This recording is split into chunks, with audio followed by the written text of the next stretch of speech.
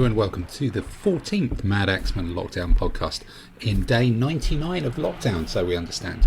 This week we've got the full regular crew, all the regular features.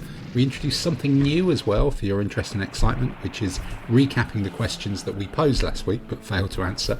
There's probably quite a few of them. We talk on subjects as diverse as Clippers, Malifaux, we look at the later Austrians. We're into talking to Timmy about Napoleon in the after Austerlitz period, or possibly Austerlitz, depending on which way you lean. And then we do all the usual roundups of painting and, of course, Andy's quiz. So sit back, enjoy the podcast. This means war.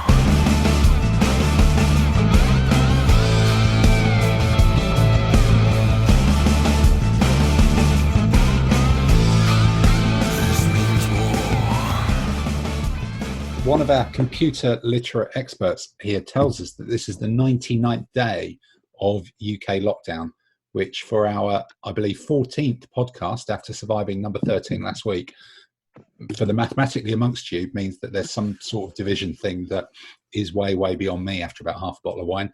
But welcome to the other 6 people in the Zoom screen, as the way this works. Everybody's giving it a wave. That's all good. Hey. Fantastic. The normal full crew are here, which is marvellous. And to go straight into this, we're actually at week 14. We've yet again, for the third time, I believe, introduced a vaguely new feature.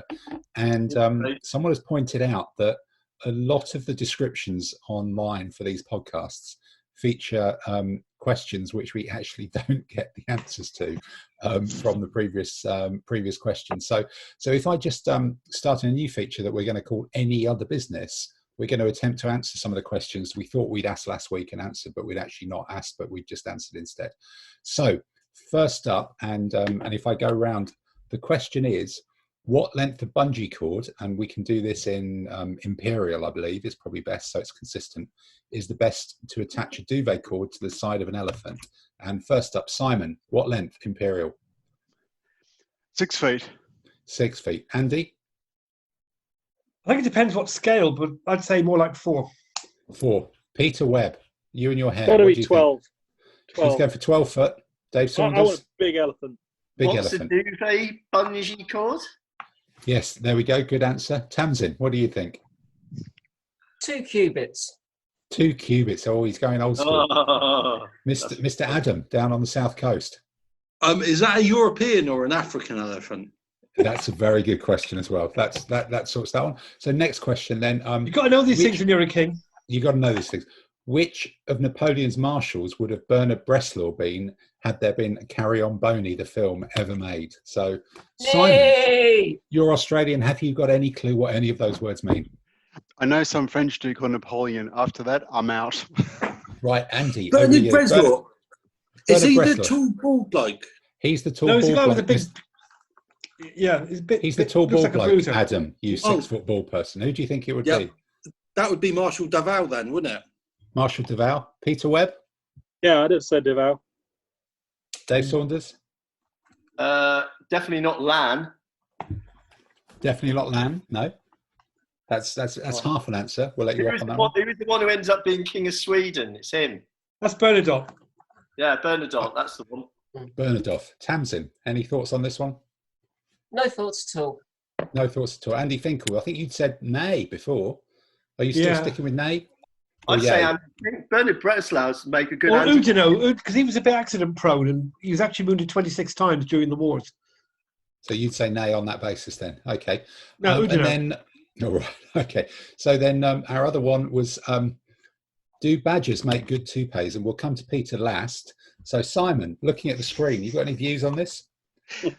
Yes. Looking at Mr. Webb, we have Exhibit A. Andy Because, Finkel. wow, that is just impressive. Andy Finkel, badgers on the head. You seen anyone like that recently? No, I'm going for the Yul Brynner look. You're brilliant. Look, Dave Saunders, what do you think about people with badges Well, on their head? Bear with me here, but I do believe there was an outcry a few years ago that the Scottish sporran was often made out of badgers, and there was an outcry about this being cruel to badgers. Therefore, I would hazard to say, Peter, is that a badger on your head? Is that a sporran on your head? Or are you just pleased to see me? Right. Always Sam- pleased to see you, Dave. Of Not for the course. right reason. Tamsin, any thoughts on the old head badger scenario? As modelled by one of our crew, I think they work. And Adam, from the South Coast. I'm How's the badger situation in Dorset? I'm assuming it's a specially trained stunt badger, Yeah. and it's kind of working, yeah. Right, Peter, have you? How's your Amazon deliveries of hair clippers going? You see, why would I want to disturb the badger? You don't want to disturb the badger. That's probably the quote of the week. We don't want to disturb the badger. Okay. Well, I think that's any other business or matters arising completely rationalised for the week, and we should get back into something more normal. So going round it. On who's sorry? Can I just come with? Oh, was one of the questions? Can you ever trust an American? One of the questions was, can you ever trust an American? We could quickly go around the room with that one. What would you say? Yes. We play enough of that. How did it go? Yes. Can no. I just want to give a shout out, and I can't remember who it was, can't remember the name. But just remember, Tim, when we played in Birmingham, Alabama, and we flew into Atlanta. Yeah. We flew into Atlanta, and some chap from Atlanta was going to play in Birmingham as well. And he said, I'll give you a lift down. And we said, thank you very much. And he picked us up and said, I can't come because it's my daughter's wedding or something. So he drove us there anyhow and then came back again. I can't remember his name. But no, he's a top big bloke, shout out to him. Yeah, big shout out to him. He did have a truck as well, which was proper. And I think, is it right that we bought him a bottle of scotch and then he told us he didn't drink? Yes. That was it. Heresy, I know. But yes, so the answer to can you trust Americans is some of them, which is maybe not as decisive as we like. Right, great. The answer is yes, but not in an official capacity. Not in an official capacity. So, Mr. Finkel, talk to us of your week of painting. Is this Irish? Is this drilling? Is there undercoating? What's going on? The Irish are finished. Finished lunchtime today. So the next project is the other drilled lot, which is the 15mm Seleucid pikemen. But These are the Zeiston ones, are they? I'm sorry? Were they Zeiston or forged in battle? I'm trying to remember. Forged in battle. Forged in battle, okay. They're more like 15s and 18s, I would say. Did they inside pike fit in them? Yeah, I drilled a hole and now the pikes do fit, yeah. Wow, I'm amazed because those are pretty hefty pikes they've got there. They're barge poles. Yeah. Okay, so are they based and mounted? How have you approached painting them? Have you done them on a strip? Have you pre-based them before trying to do them? What's your shield strategy? No, nothing. I haven't actually started doing anything yet. First thing I'm going to do is I'm going to undercoat them. I use grey primer. I like that kind of because it means I can see what's going on, but they're not too shiny. And then after that, I'll move it on from there. I tend to paint from the inside out, so I'll do the flesh, then I'll do other stuff and finish up with the outer bits. Okay, is the theory. And how, on a scale of 1 to yay, how happy are you with the Irish now that you've got them for Saga? Is this an army you're thinking I'm desperate to put this on the table, or is that you're thinking I've kind of done them, they're okay? Well, I'm kind of pleased that I got it out of the way because they've been sort of sitting around for a while, and I think they've come out reasonably well. And I really need to read up the new Saga rules and wrap my head around them before I play anything with them, even allowing for a lockdown. But yeah, I think if somebody said let's have a game of Saga, I'd trot out the Irish and give them a go. Okay, well, maybe that's something that we could work out a way of adapting Tabletop Simulator for. There must be a way of doing that now that we've got I thought someone had figures. Someone has already. Okay. Yeah, I thought I saw one. Yeah, there must be. The biggest mental challenge really was thinking what colour to paint the shields, because I just didn't want just all boring, dark wooden shields. So I wanted to paint some sort of patterns of things on them. But just give them some Guinness beer mats. Yeah, Peter's chipping in there with gold. This guy, he's got Irish national flag colours on his shield. So gold. That's good. That's good. Yep. Leprechaun. So Peter, dropping down on the window. Have you spray painted anything gold by accident this week? No, did I see on that your Austrians actually arrived? Austrians. So I've got from somewhere in England. Jaegers. From somewhere in England was this? Yeah. Yes, these are the Eureka ones finally turning up. So I've got Jaegers. I've got lots of Landwehr and some dragoons and such like. So been going through cleaning them up, spraying them, and slowly painting them. So anything that's not white, basically.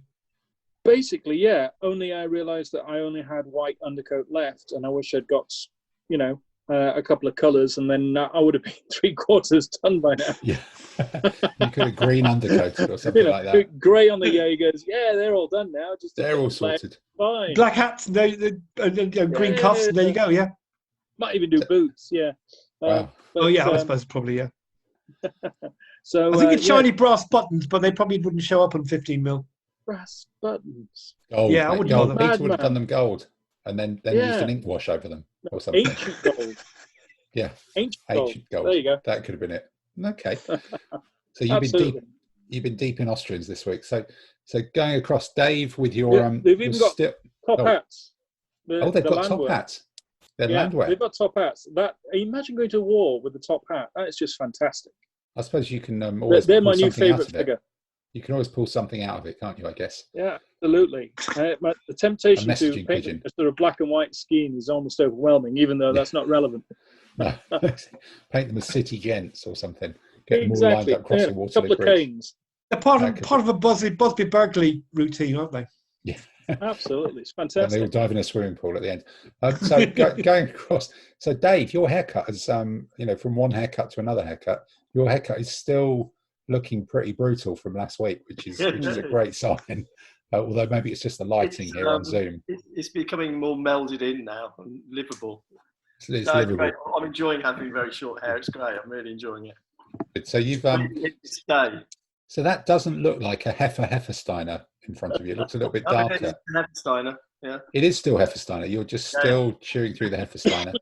I did get a bit weird this week and start drinking some, what's it call it? Session thingamajig. I can't remember what they're called. Yeah. That lot. Anyway, it was quite good, but it was a lot more expensive. This Heffersteiner is by far the best beer, and it's also one of the cheapest. Oh right, that's good. Well, I must admit, I'm here with 500 mils. So it's like. Yeah, if you do 500 mils, that's a good thing actually. No, I'm here with Lost and Found, ABL from somewhere, which does something apparently to plant trees, but it's it's chewing along. So what have you finished the Egyptians now, or is this just I'm still painting Egyptians. It's boring. It's even boring me. So I mean, I've done the chariots, the 4 chariots I've got. Well, I still need a lot more chariots, but fortunately I can't get them because the Fighting 15s are still closed. But when they open up, I'll get some more chariots. So I've got 4 more lots of bowmen, which will make 10 bowmen. Oh, that's about 6 too many. I know, exactly. But squishy underbelly, if you ask me. Yep. No, it's fun. They're fun. They're right. But I have got the Khurasanian Ottoman Turks out of the box and had a look at them. It's a cast-off army of Shawns, which I got for 50 quid, which is a bargain. That's the result. That's good. Especially as the postage from America would have been 50 quid just alone. No, that's fantastic. Good. And I've worked out there's about 12, 13, 14, 9. There's got to be at least 12 bases of medium cavalry, 4 of the light horse, the 4 compulsory light horses. Yeah. The Janissaries are probably the best Janissaries I've seen. Yeah. Okay. Which is not going well. I mean, there's 4 poses and they're actually nice, and they've actually got the Janissary firing his bow overarm. So he's actually firing from an up in the air. Yeah, that's exactly, you're sort of demonstrating there, Simon. Like Japanese. Yeah, that sort of action. Yeah, so they look like nice figures. The horses are a bit overly animated. Look like they're about to fall on their stomachs with their legs going out. Dave, can I ask? Because every time I sort of look at you, I always think, no, there's a man that can't find a decent 15mm Janissary. Yeah. Why not? What's wrong with it's like all the other companies? Why are you so down on every company's output of your sort of like Janissary troops? Oh, now this is a question. Because you've looked, we've looked the old glory ones, the old glory packet you can pick out. It's like having a big bag of sweets, but you just want the black ones. Yeah. And there's a lot which I passed on to Tim, which are the rubbish ones with. I got the Castos from the old glory thing. Yeah, they look like they had Dunce's hats on rather than Janissary hats on. And those Essex ones are so generic that everyone's got them. You know, it's just like you see them and your heart sinks. Yeah. And there's only 2 poses. Yeah. Yeah. I know there's a bag of officers to make it look more interesting, but I mean, it just seems that you see an Ottoman army and it's always the Essex. Essex should do some recast of those. They should redo them. They're really old and they should do some again. And the frustrating thing is the old glory pack of the proper Renaissance Janissaries with musket is fantastic. They've just got hundreds of different poses. They're really nice figures. They're really nicely animated. But Janissaries with bows, it just doesn't.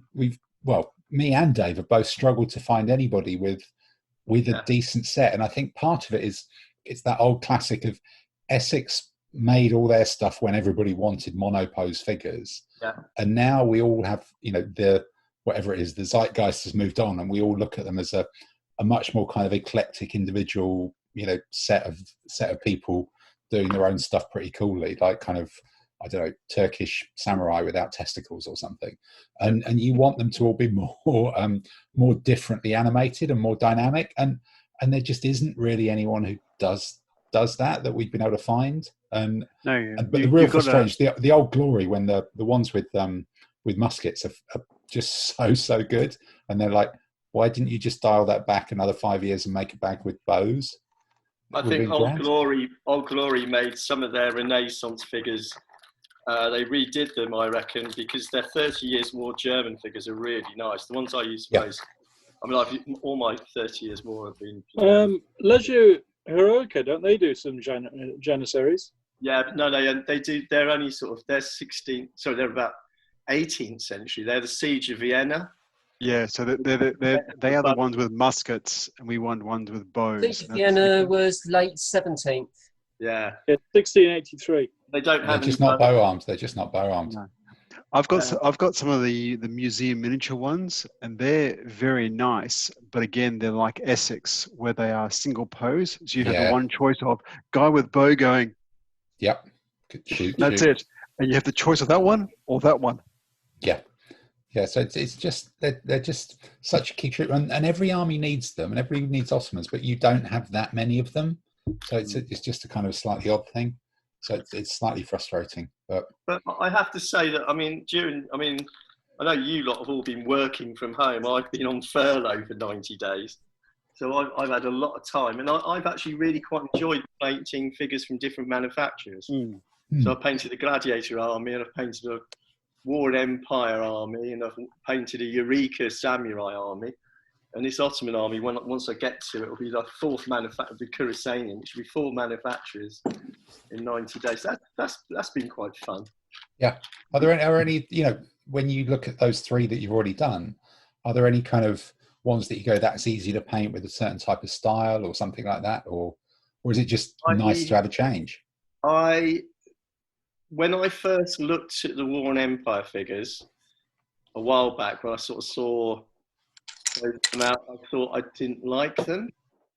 But then I saw the guy from Angsty Miniatures did a Carthaginian army, and it was really beautiful. But he's a very good painter. Andy, very good. Very good painter, and I sort of reappraised them. And then I think that they are really good. The way they paint up, the way they take ink. I really like those figures. I mean, there's always something imperfect. I prefer them with open hands, so you can put your own spears in, but that's just my taste. I prefer that. I think the War and Empire are a real improvement, and they're quite small. I like the way they've gone back to being smaller figures. Yeah, proper 15s. They're nice to paint up. They're easy for even me to actually do them half decent. And they've got nice amount of detail on them. Yeah, it's a reasonable amount of variety in there. Yeah. So would you say would you say the War and Empire is kind of the 3, the best for painting, or is it just the best to get them done? And no, do the figures do the most there, whereas the rest you need to paint a bit more? If that makes sense. No, I've always liked painting Zeiston. I think I cut my teeth on painting Zeiston. I learned to paint properly with Zeiston. Got my techniques up and that. And I'm really pleased with the Zeiston figures for the Macedonians, because all my Macedonians have been that. But if I was going, I'd probably go for Worn Empire of all the manufacturers at the moment. Right. Just to pick that out. Yeah. Okay. All right. Well, going from that, Tamsin, I'm guessing that it's been World of Judge Dredd for you this week from some of the stuff you've seen on the blog. Just get my gallery open. Yep. So you've been finishing off some of the more perpetrators and the crowd scene people. The judges got done a while ago, and then I think last week you were talking about doing the legendary belly wheel fatties as well, weren't you? Yes. Yeah. I finished painting them, but was working on a little bit of terrain to photograph them with. They're really brilliant. So there's obviously a burger joint has to be done for those then. Git burger. Yeah. Yep. Does that light up? Wow. Oh, that's really neat. No, that's spectacular. That's really painting the different layering, and they are awesome. I've met some people looking like that at Historicon. Yeah. I also painted up the last two packs of figures that I had from the range. So you've got the Denizens of Mega City 1 pack and the Arch Villains pack. So just going through. Wow. Wow. Look at that. No, that's superb stuff there. That really is good, isn't it? Most of these are characters that aficionados will recognise. So do you, for these as single figures, and you just come off painting a mass unit of Perrys. So yeah.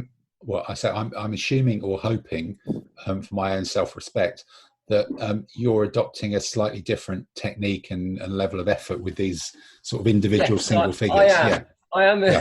Certainly, it's more focus and going more levels, highlighting and filtered washes to tone things down if we go too far. So do you use many, on these? Because I'm looking at them and thinking they look like they're almost foundry 3-layer, but then with dry brushing and highlights. But do you use washes on these ones at all? No dry brushing. No dry brushing. There's washes involved and glazes. But it's mostly layering. Using some cases, like on the jeans here, this guy, Mean Machine Angels. To do the highlights, just do very fine lines dashing down along. It helps create a little bit of texture. Okay, so that's not just like a block of lighter colour. It's actually a series of fine lines that all blur together. Then. Yeah. Okay, interesting. I'm astonished. It's no dry brushing. For Dave. Yes. Judge Death. Prime is life. Yeah. Oh, look, that is a beautiful figure. Judge Death. That's awesome, isn't it? He's celebrating something there, isn't he? I always thought he was Welsh, Judge Death.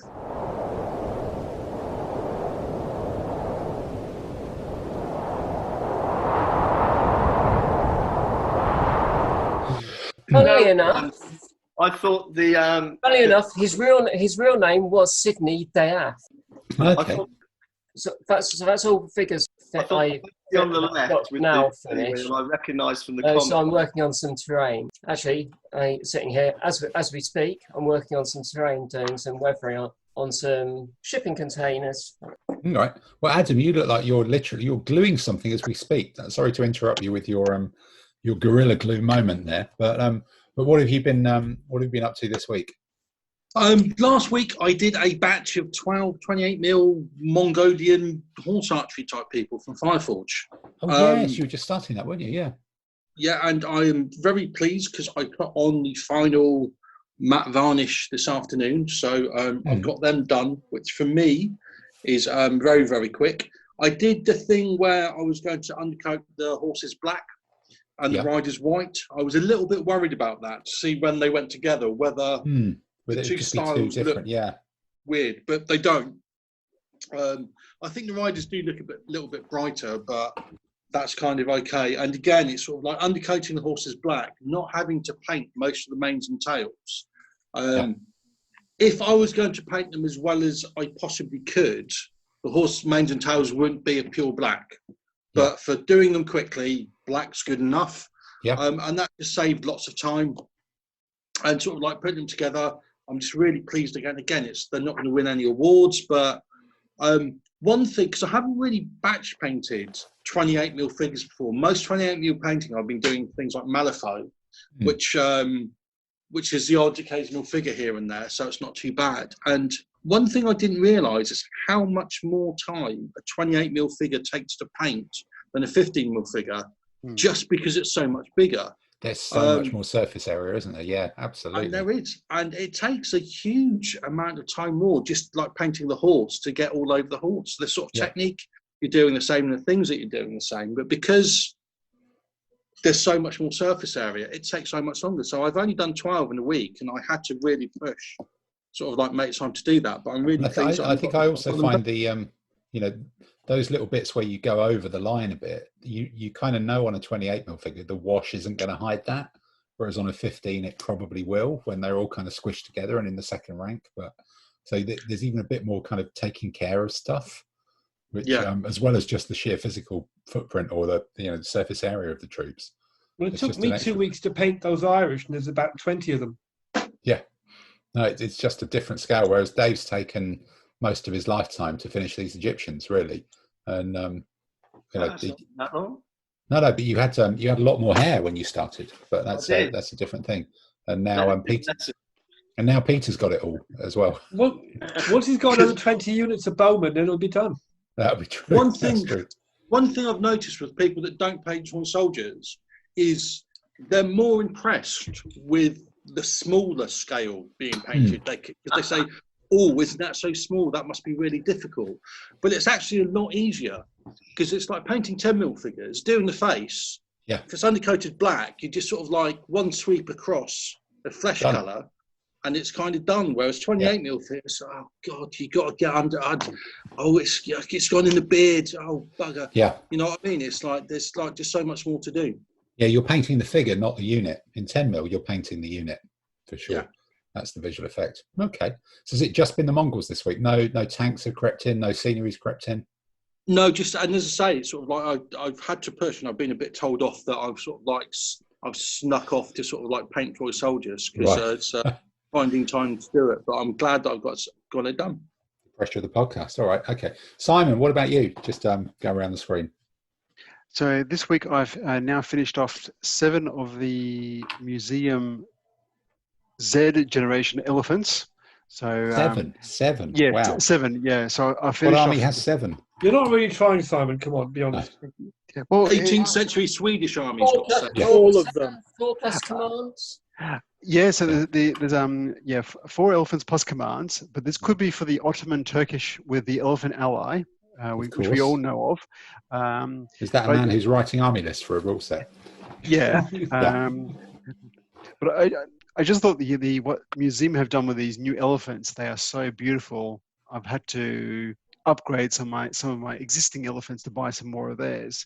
So I've bought enough elephants to do my classical Indians and just replace all the main elephants with more pretty ones. So I may have a whole classical Indian elephant army for sale, but minor details. Okay. Well, next week we'll put out the eBay link on the podcast. So see if we can drive some interest.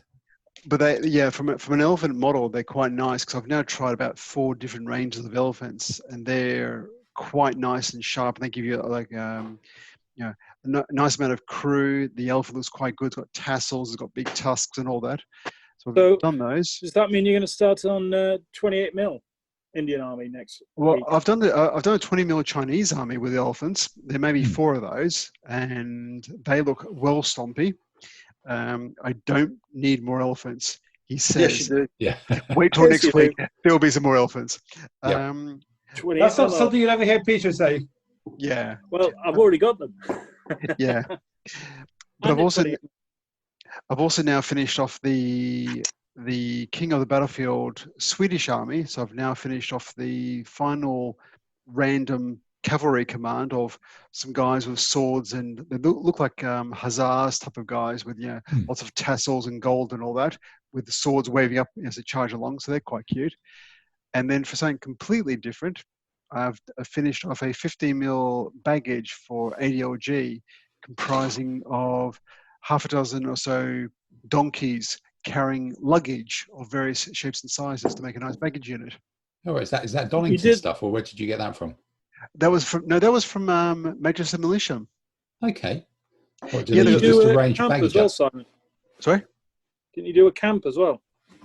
I'd finished the ancient British Stonehenge camp a few weeks ago. I just thought I hadn't posted any photographs of it, but when I bought my chariots and my druids for the ancient British baggage, when I was on the Major Militia website, as a wargamer does, you can't help but browse and go, oh look, there's some donkeys carrying baggage. I don't need those, but I'll buy 4 of those anyway, because I'm sure I can make a baggage for a Turkish army or something like that, or a Bedouin or biblical army. So I did all those guys. No, I think that makes sense. Okay. All right. And if you want your Stonehenge army base to look authentic, you want to buy a camper van for it. now vastly extend it and build a network of enormously deep pits around it by all accounts as well. You're going to do the underground road for the A3. Bypass, yeah. It'll be a bypass under the table for sure. No, I'm saving that because I've got enough of that. The kit that I bought to make the baggage, there's enough of the Stonehenge model to make a BUA or a village for ADLG. So I'm thinking of making an ADLG village with a Stonehenge, then the road around it, because then I can get the proper effect as well. Okay. Right. That would be a good one. All right. Tim, what have you been okay. Well, for me, I managed to finish off some Bauida stuff that I bought from Martin at Vexilia ages ago when he started his kind of retirement, downsizing, all the rest of it. So I bought a few bases worth of the Carolingian bow-mounted bowman cavalry, which every Carolingian army has, but I think only sort of Bauida make the figures. So I bought a couple of packs of them, or possibly 3. So I sort of painted up the horses halfly at the same time I did all the Hungarian horses. I just sprayed them all at the same time, but I'd not really spent as much effort on them. And then I just kind of blitzed the cavalrymen. So now I've got 2 bases of medium cavalry Carolingian bowmen and 2 bases of heavy cavalry Carolingian bowmen, which is all great because really kind of neither of those troop types really appear in the army list. They're just described as archers or mounted archers, but then they're actually classed as lancers. So I'm going to be lobbying anybody I know who might be on the ADLG listing to regrade the Carolingian mounted archers as mounted archers and double the number of them, so that I can actually use these 4 bases. But they look quite sweet. They're kind of Bauida figures, which are quite stylized. They're quite little. They're sort of tiny 15 mil, real proper old school ones with sort of little bitty heads. And there's a couple of poses in the pack. So in a unit of 12, you've only got kind of 2 poses. I'm happy with them. They look nice and jolly. They look it, but they're Bauida figures. They're of a style that seems a little bit, even though they're quite new, they seem a little bit outdated. And then I also found, which I'd completely forgotten I had, a dozen War and Empire Sassanid cataphracts, because I've got a dozen already, which is 3 bases, 3 units, which isn't quite enough, even though you probably don't want that many cataphracts in a Sassanid army. 3 is just not quite enough. So I think there's someone on eBay who sells War and Empire for about a tenner a bag every now and then, and they just come up with... Who was it? Yeah. I think a lot of them have been sold now. Yeah, I think there's always someone who comes a few. So I bought this pack of a dozen cataphracts a while ago, and I'd forgotten that they were in my to-do list. But I saw them, and because I was, as Adam had suggested last week, I did actually unpack and start making some of the Malifaux stuff. And the way I do that is I make the models, these 32 mil single figure models, base them up on the 30 mil, GW style round bases, infill the base with sand, and then spray them all completely black as my standard undercoat. So while I was doing that, I thought I might as well do these cataphracts as well. So I've got this slightly odd painting thing of some finished 15 mil Carolingian cavalry bows. I've got a dozen half painted Sassanid cataphracts staring at me. And then I've got some very, very odd Malifaux stuff that I'd forgotten quite how much I'd actually got. So I've got 2 fire-branded and an Elijah Borgman, which means nothing to at least 6 of you, and possibly Adam's even looking slightly confused. But it's a new character in the Keris Firestarter kind of thing. So it's an enforcer. It's like a number 2 level hard man in your crew of 7 or 8 who sets stuff on fire and just sets stuff on fire with a couple of people who help him set stuff on fire. I've got Neil Henry, who is again a kind of an enforcer who goes with Marcus. So he kind of roams around the jungle but hits people with a very, very, very big hammer, which is great.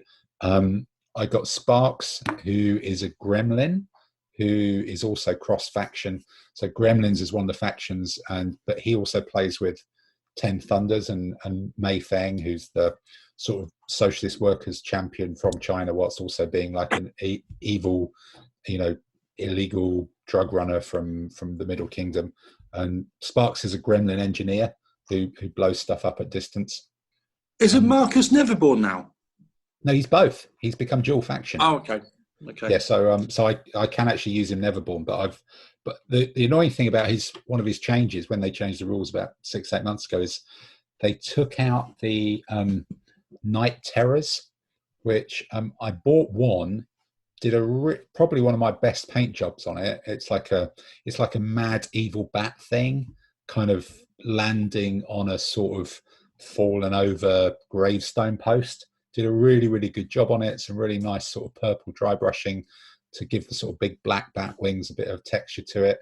And now that's out of faction. Weirdly enough, when they went from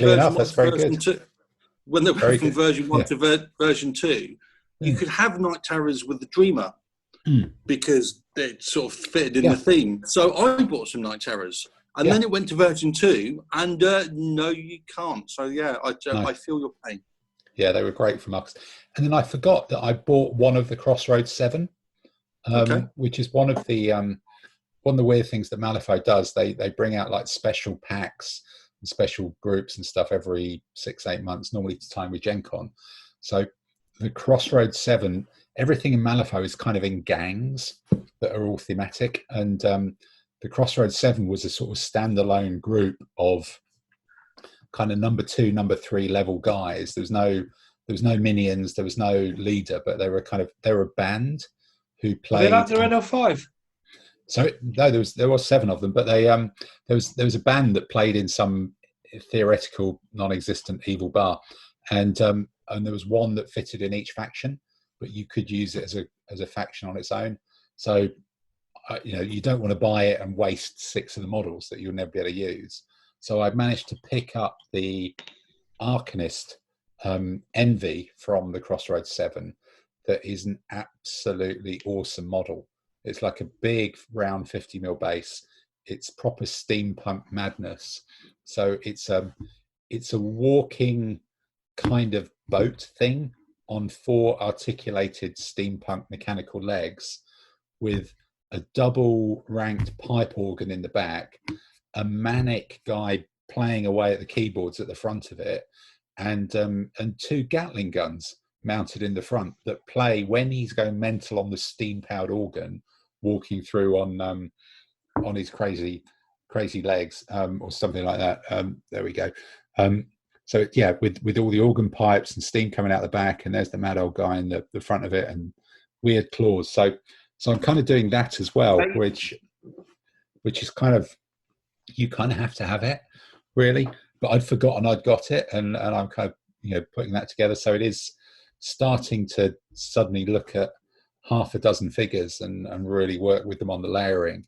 So that stuff about the genes, Tamsin, was kind of interesting because a few of the characters that I've got are quite union working class, standing up for the proletariat within the evil drug-addled mad magic world of Malifaux. So to me, they all wear like jeans and combats. For Cujo paintings, Kujo. Kujo, okay. There's some good tutorials there. specialism in genes. Okay. All right. Well, with that recommendation to look elsewhere for your information other than this podcast, I think it's time for us to move on to the next feature. This means war.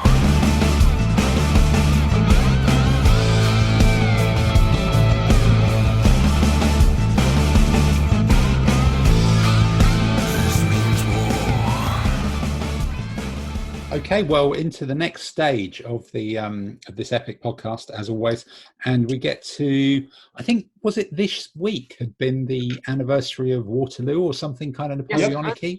That's right. Okay, so Waterloo, Wavre, Ligny, Cotrepin. There was obviously quite a lot of people got lost in French road signs at that time. So so we get into I think last week we finished the Battle of Austerlitz, which, if I remember correctly, when some bloke had been, all the Russians and Austrians had been on top of a mountain, and Napoleon had been very clever, and then they'd all rushed off the mountain, and he'd won. And the Austrians I'm trying to remember my previous week's learnings just to test myself on this one. So the Austrians had got spanked for the third time, and presumably instead of like losing their empire again, they got a peace treaty. Which probably annoyed the English because the English have been funding them, and the Russians have probably retreated a bit through an empire that could have held its own European championships. There were no food-based issues arising or matters arising from the Battle of Austerlitz that we're particularly aware of, and so I think with that, in the week of Waterloo and 16 other battles, maybe it was just campaigning season, maybe they only played in the summer when they're on holiday. We get into this week's episode of Teaching Timmy About Napoleon.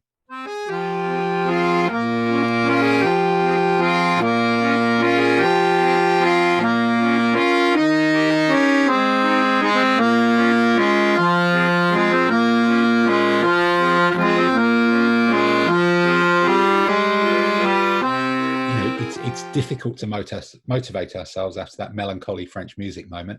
Other than the disco bit is coming later with Andy's quiz, but the Russians have sort of retreated further, and the Austrians have pulled out their sue for peace card, and Napoleon's now beaten all these people again, and the Brits are kind of like going, why are we funding these people, Austrians? And Peter's going, damn, I'm going to need to paint some people with top hats, and it's all gone a bit weird. So he sat there in wherever Austerlitz is, having vanquished his foes for the third time. He sat there tapping on the table going, how many times does one man need to beat the Austrians and the Russians before something else happens other than him going back and becoming Emperor of France yet again? So what's next for the little chap with the funny hat? Well, leaping ahead a little bit, after that war, the French go back to France, and about a year later, the Prussians have got the hump with the French for various reasons, and they reckon we beat the French in the 7 Years' War in the 1750s. We can do it again, not realizing warfare's changed. And this is like 60 years later, is it? No, a year later. Yeah. In the 1750s? We're in the 1750s, are we? No, they reckon we beat the French in the 1750s. There's no reason why we can't beat them again. So that's basically the story of England football supporters between 1980 and 1966. Yeah, exactly. Because we were right. Yeah. So anyway, they engineer a war with France. The French pile into Prussia. And when you say engineer a war, was that like they invade France? No, they insulted the French and created all sorts of diplomatic trouble, and eventually the French said, right, we're going to go and get you. There's something to do with smelling of elderberries, is there? No? Possibly. No, that's a different one, isn't it? It's not recorded. Okay. Different film. But anyway, the French go piling into central Germany to take on the Prussians. Right. And are they just going to punishment, war, or are they actually thinking we could keep a bit of this ourselves, or is it just the way it works? It was like, you have insulted our emperor, we'll give you a spanking and then go home.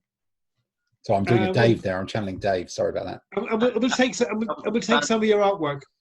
We'll take some of your artwork. They're on artistic theft mission. Okay, so they're going into central Germany. I think it's more a case of everybody's had a war with France except the Prussians. So it's the Prussians' turn because everybody's been involved in this war. And as normal, everybody bails in against France because they're all fighting against France. And there's probably some British gold involved as well. Oh, so, yeah, they paid for the Brunswick army, didn't they? Perfidious Albion is behind the scenes doing its capitalist worst to destroy the communist regime of Napoleon. Yeah. The Brits are hiding behind the bike shed saying, "Oh, go on, I'll give you my lunch money if you fight him." Yeah. So, and then the Brunswickers. Where in the world is Brunswick then? Isn't that, that sounds like West Central Germany, isn't it? Or like a tweed or something? Yeah, West Central Germany, or also in Melbourne, Australia.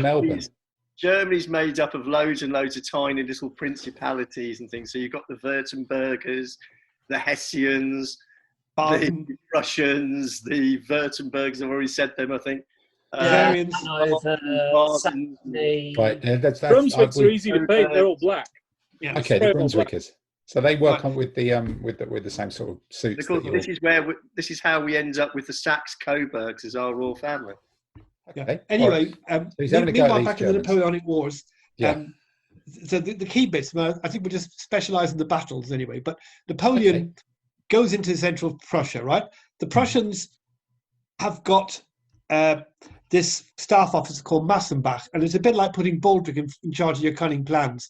He keeps coming up with these crazy ideas, which the Prussian staff think, "Oh, good idea," and then realise it's complete pants. But by that time, they're not going after wildly over-engineered solutions that involved a huge amount of complexity, but actually difficult to deliver in the battlefield, are they? Yeah, basically. Okay, all right. Right. Yeah. We'll outmaneuver the French because we march slower than them, and we haven't a clue where they are. Things of that nature. Might work, yeah. Right.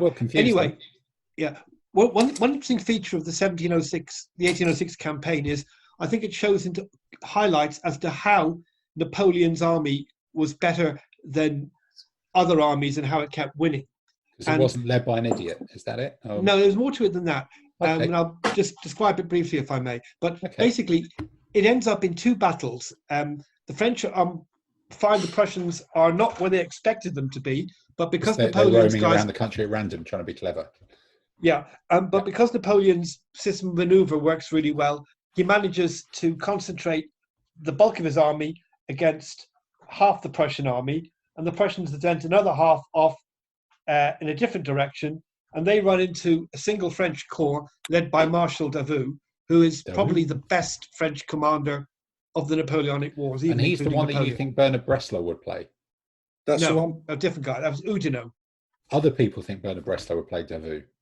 Yeah, well, Andy's wrong. Yeah, definitely. Okay, Andy's wrong. Right, I have been known to be wrong. I'll admit it, but I don't think so. Anyway, I just looked up in the dictionary Bernard Breslau, and it showed a picture of Davout. That's how much. Fair dues. Okay, right. I'll have to hand that one to you then. Right. The Davout thing's taking me back to a moment towards the end of a DBM World Championship type thing in Switzerland, at which me and legendary Yorkshireman Dave Handley, possibly one of the most northern people we are blessed to know, and Paul as well for another chat. We were in a very small, weird regional Swiss town, and we ended up going 10-pin bowling because we'd been basically drinking for 4 days, and we wanted to attempt to do something that wasn't just drinking. We wanted to spread it out a bit. So we ended up, after this competition, going 10-pin bowling. And it turned out that to type the name in, because this was a bit of the old school town, the French, the Swiss French speaking girl behind the desk was the person who typed your name in. So when you said I am, she couldn't really understand English at all unless you spoke a little bit in French. So I speak a little bit of French and I could explain my name. And Paul spoke a little bit of French, you could explain his name. And Dave didn't speak any French at all.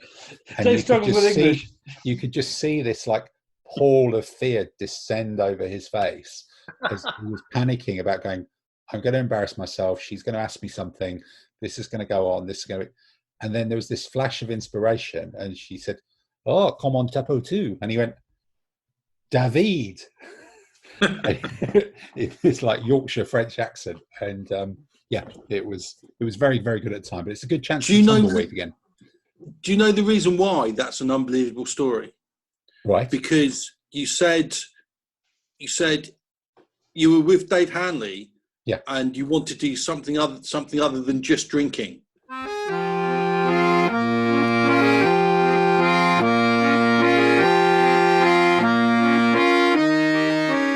Yeah, you'd not been to those competitions, to be honest. You know, even after 4 days, that was after the legendary Swiss nightclub where we ended up having red vodka and Red Bull, and at one point we ended up just emptying our wallets on the bar and saying, "How many can we afford?" Because we'd run out of money. And but yeah, red vodka, Red Bull at 4 a.m. before playing was hardcore. But yes, Je m'appelle David is forever ingrained in my memory. But sorry, Andy, we digress. We're in the shores of Lake Zurich. But where are we at? We're back to Germany, back to Prussia. Right, back to Central. So half the French army runs smack into Davout's corps. He's got 27,000 men. The Prussians have got 63,000. Not only does he not get beaten, he completely thrashes them. Okay. And just like how? Just because they we'll don't come like to that hats? in a minute. Is it a hat-based thing? No? No, a bit more than hats. But anyway, Davout completely thrashes them. Meanwhile, Napoleon, with 90,000, has driven off 50,000 Prussians. The two lots of Prussians are trying to escape from their respective battlefields, collide. There's complete carnage, shambles, and basically the French chase them all the way through the rest of Prussia and take over the whole place. Do they keep it after that, or do they have they give it back? Armistice? But created the Confederation of the Rhine, didn't they? Yeah, well, there's a bit more fighting, and eventually the Rush. This is all in about October time. Okay. Then they steam through. They take fortified cities like Magdeburg. Like 10 hussars turn up and say surrender, and the fortress surrenders. And they capture Berlin, and they chase the Prussians all the way back to East Prussia. There's a small bunch of Prussians there, and then by now the Russians have come back from Russia and are in Poland. So Napoleon's got a bit of fighting in Poland, and it's all gloopy and muddy and snowy and horrible. And after a bloody battle called Eylau, which you might have heard of, in February, in the winter, where basically sensible people would have been in winter quarters, but you've got these people having a fight. It's a massive bloodbath. Napoleon claims a victory because the Russians back off. But basically, both armies got completely beaten up. Right. They then go into winter quarters, and then come June, when the weather is proper again, the French win a big battle at Friedland, and against who? Who are they fighting? The this Russians. Time? They completely mangle the Russians there this time. Okay. And then the Russians make peace, and there's a peace treaty in a raft in the middle of a river called the Treaty of Tilsit. So he's clattered all the way through what we now call Germany, taken Berlin, all the rest of it, taken lots of siege cities. Then he's sort of handed them back. Wait, what? Just because this is a consistent part of the bit I don't really get. The peace treaty with Prussia kind of got butchered. Large parts of it got cut off, and that's how the Duchy of Warsaw was created. Oh, the famous Duchy of Warsaw, yeah. Other bits were cut off and given to Saxony. Prussia lost a lot of territory at the end of that peace treaty. Ah, so were there like funny little comedy German states who sort of liked the French at this time? Yeah. Ah, so when Napoleon beat up the big Prussian one, he like snipped little bits off it and gave them to his friends. Yeah. So he didn't have to keep it himself. No. And, for example, he created the state of Westphalia and made his brother the ruler.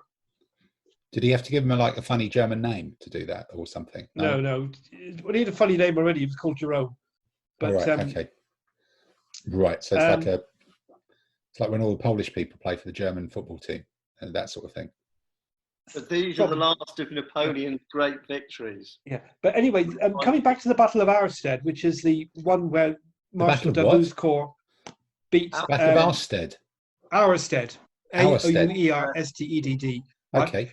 And Napoleon was fighting at Jena, Jena, and Davout was at Auerstedt, which is about 15 miles away. So and he was on his own against... No? Pardon? Oh no, they're on the same side, aren't they, Davout and Napoleon? Yeah, right. Okay. Just in different places, right? Right. Okay. Now, so why did the French tend to win these battles? Well, there's a few reasons. First one is the French had, and we touched on it recently, the battalion carré system.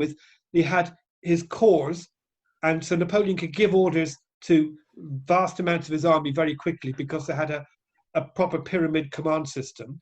So they have middle management, effective middle management. Yeah, that's right. And when they marched in their corps system, each corps marched about 1 day apart from anywhere else.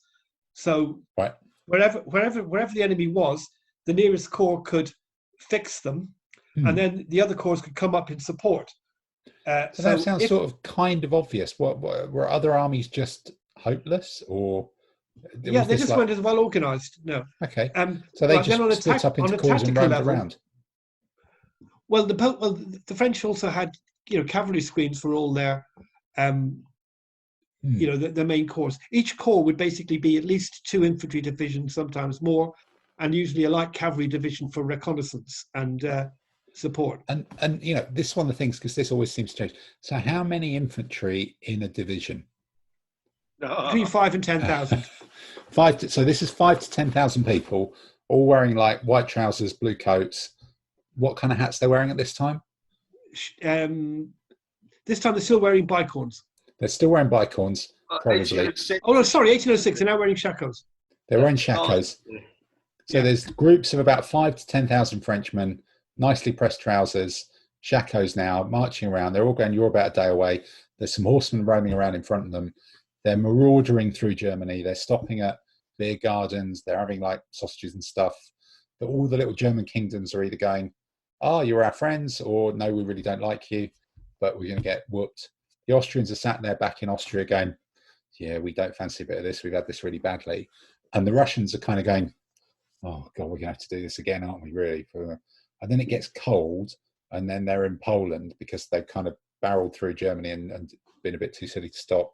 It all gets really muddy, and then it's the spring again, and then the Russians get sent packing by Napoleon just being kind of cool, and they're still wearing shakos, even though it's the spring. All right, okay. And back home, is his like brother-in-law still running the country? Is he emperor? Is he god king yet? Are they building in pyramids? Is the Louvre built? What's happening at home? How's he getting recognised for all this stuff? Well, he keeps sending reports, and and the Senate all think he's wonderful. Meanwhile, there's the beginning of some trouble in Spain, because the Spanish royal family is a waste of space. So Napoleon's got some guys down there basically helping them, and then they help themselves to the country and do a coup. And Napoleon puts his brother on the throne, and a lot of the Spanish don't like that. So what? So rewind that, because so you just like went, and he's in Poland, and then accidentally there's a coup in Spain, and Napoleon's brother ends up le King du Spain. Well, he's got loads of troops elsewhere. You see, he's got it's not just Napoleon himself has gone to Prussia and Russia to fight these people, but he's got subordinates and people. The Spanish were his allies, and so he sent a corps down to help them. And who are they fighting again? The Spanish? I think they were themselves. They're fighting themselves. I think they were fighting the Portuguese to begin with, weren't they? Oh, sorry, I'm not sure Andy, you skipped over a really important fact. In between the Treaty of Tilsit and the opening of the Peninsular War against Spain, they changed their hats. It went from bicorns to shakos. This is the hat change. That's it. That was the hat change moment. That's the important bit. Okay. So it's going so well for the signing bit in War and Peace as well. Fine. So it's going so well for Napoleon in Germany and the rest of it. And his superior tactics have shown that the rest of the enemy can't stand up to him. He starts to try and bite off more than he can chew. He has a go at Italy, and he has a go at Spain. And I think Spain is where he begins to come a cropper, because then the perfidious Albion English can really get in there and cause even bigger trouble, because the English are supporting the Portuguese, particularly against the French. And I think that's where we should leave it for next week. So the English are supporting the Portuguese in Spain against the French, who've gone to help the other Spanish. And then Napoleon's in Poland, but then there's somebody who's also someone from the cast of the Carry On films is running the French armies, I guess, in Spain. Davu's there again. Bernard's in again. No, Davu never went to Spain. Davu never went to Spain. Okay, so there's some other. We've got Charles Hawtrey in Spain trying to run things. Charles Hawtrey in Spain is running the French armies. Who've gone down to help the French against the Portuguese, who are actually the English. Is this the gist of it? So, and Napoleon's up there in Poland going, "Oh, I could fancy a bit of Spanish sunshine, possibly." So, does he not think this is time for me to be in the Costas, confronting the proper enemy? He does go down there for a visit. That's for next week, I think. Okay. But Spain becomes a drag on his manpower, his resources. The English are being very clever by using. You're jumping ahead, Dave. Is this next week's episode? Week's episode? Okay, so we're stopping this week. Then we're drawing a line under this week. He's skittled his way through all the comedy German states. He's snipped bits off the Prussians. He's given it to his friends who all run countries that he's just made up. His brother-in-law is like king president of most of the city-states. The Heffersteiner army has got its own banner. They're pouring a new glass of success on it. Wistefaf and Feiner Weissbier. That's all good. But there's trouble brewing in Spain.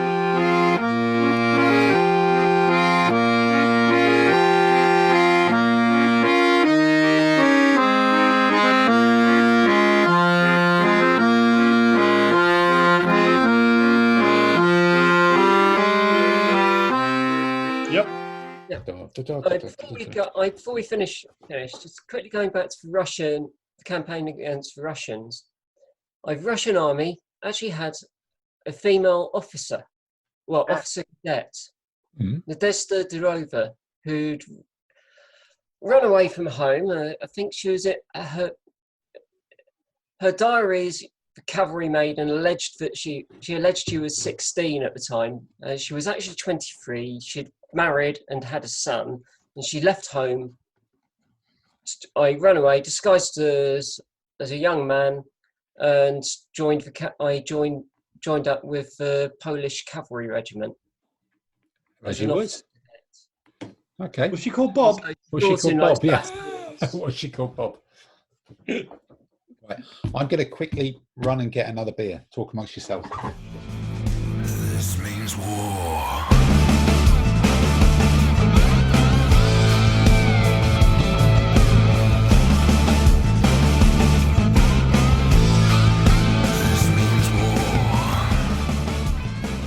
So with the Napoleonic Wars put to bed for another week, thank the Lord, we're now into the ancient or medieval or whatever it is, art de la guerre list building comparison section of it.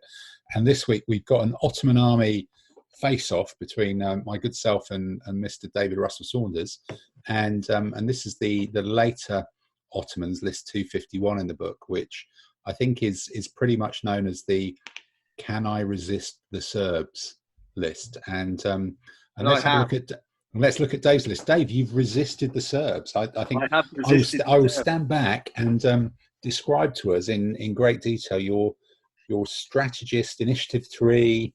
That is an intriguing combination. Tell us how it works. List out the armies, list out the figures, and tell us how this works.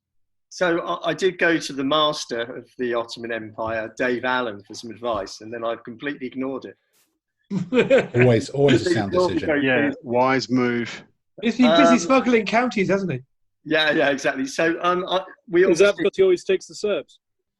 Well, so no, Dave doesn't actually. If you're an Ottoman army and you're fighting other medieval armies, then the attraction is to take the Serbs because you've got the heavy knights. But I've resisted that and gone, why the hell do that? Because that's your standard Ottoman army with the Serbs. And whenever I've often played Harrison, and Harrison uses the Serbs, and whenever Harrison's used the Serbs, he's thrown a 1. And I've beaten him because I've just completely ignored the Serbs and gone round and killed all the rest of his army. So I've gone with something slightly off balance and something different. And I've actually stolen a few ideas from, I think it's one of the West London guys, West Country guys, Adrian Clark. Adrian Clark, Mr. Warwagon. Yeah, exactly. So I've kind of this army list is a bit of an homage to Adrian Clark. And if you look at, you haven't got the fortifications though. The idea. Oh, you have. I've got the fortifications. My apologies. Yes, you have. Yes. I've got a strategist. I can move the terrain around. I mean, I haven't got great initiative. I mean, some of my troops are expensive. I think getting 21 out of the army is good. Yeah, definitely. I'll come back to that one because there's something interesting to say on that. So the idea here is that I'm going to put down Command 2 first, which is the two. What's in Command 2? So I've got 2 Capicilli who are the bee's knees. They're heavy cavalry impact bow elite. One's a general included, and I've got 2 light horse with them to protect them and to work with them. But it's a relatively small command. It's 4 of my army. So that's going to go down first into some area of open terrain, which means that I'm going to get a good look at my opponent's army. I'm actually thinking about defending here as well. Okay. If it be, which means I'll get more terrain to hide my Janissaries in, and with a strategist, I'll move the terrain about. So the idea is Command 2 goes down first with heavy cavalry, only 4 units of the army. I'm then hoping that I'm going to get a good look at where my opponent's knights are going to be. And what I want to do is put down Command 3 against my opponent's knights. And the Command 3 is heavy artillery. Yeah. So I've got 3 fortifications, which have to go down. Put them on the table. Behind them, you've got a heavy artillery, a levy, and a bowman. Just a normal yoke of bowman. Your strategy is to corner sit, basically. Basically, that's going to occupy a third of the table, and it's going to corner sit, absolutely. But hopefully, if I'm sitting there facing knights, I'm going to be sitting there shooting knights, or the knights are going to have to turn around, maneuver, and go off somewhere, which is going to cause major headaches for my opponents, because it's happened to me. Well, Adrian did that to me. I played him at Warfare a couple of years ago. He did basically that. He put down his artillery and his war wagon and all this stuff, and I had my Serbian knights in the middle of the table, and I realised that was not a good place for them, and I had to get them all out of the way. So, and then basically the war wagon can go off chasing the knights, and the war wagon with firearm fires 4. Okay. It's the only firearm which shoots 4. Okay. I actually had to look that up in the rules and go, really? Oh dear. And you've got supporting the war wagon, you've got a light foot to add to its shooting, you've got a bowman mediocre to add to its shooting. The bowman can add to the heavy artillery shooting. So that command... The war wagon only fires sideways though, doesn't it?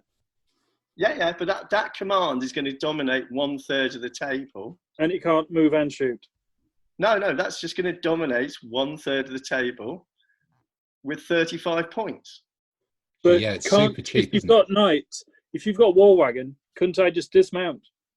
Yeah, that's fine. But you're still going to have to come and kill that command of 35 points because the artillery, the levy, and the mediocre bowmen are behind fortifications. It's going to take you a little bit of time because the fortification is giving me 1 protection. So all of a sudden, my mediocre bowman at 5 points and my levy at 3 points, it's going to become, essentially they've got a protection of 1. Yeah, so you're only, even if somebody gets stuck into it, the light cavalry bow's going to get away. Your light infantry bow's going to get away. You're only losing 4 units out of your 21, aren't you? It's just and I'm actually also hoping that if someone does turn around and go, oh dear, run away, that's going to free up my light foot and my light cavalry to go pestering around the back of my opponent's army, trying to hunt down the camp and things like that. It's as I say, Adrian Clark used that against me. It's a very fun command, and it's a very different way. It's what I call a DBM way of playing the game. It just forces you to move stuff around. Okay. So I came at 1 point of beating Adrian with that army, against that army. He beat me at Warfare with it in the final game. He did. Really well. I know. Well, I came within 1 point of beating him. Yeah. So you've got sort of a comedy, weird, shooty, behind fortifications, proper Ottoman command. You've got a tiny but punchy, or super tiny but punchy command second. What about your third command, Dave? Is this the rest of the army? Yes, the rest of the army. It's 11 units of the army. Wow. That's huge. With a strategist to move them about. And it includes 3 Janissaries, who are basically I'm looking for terrain. I mean, the whole disposition of the army is going to depend on some terrain for them. Hopefully a nice gentle hill right in the middle of the table that they can occupy and sit there shooting at everything. And basically that strategist, his job is just to sit there and move that group around, shooting as they go. Essentially, this is a shooting army, and that's all it does. Almost every single thing, apart from the levy, shoots in the army. It's plink, Your plink, first plink. call could be a bit of danger if enemy knights came near them. Yeah, but then I'll just back off. Andy, Peter's supposed to say that. Yeah. But then that's where my Kapakuli command is going to manoeuvre.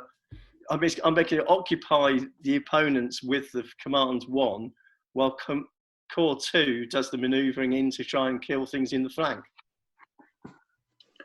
I think you're going to end up drawing a lot of games with this.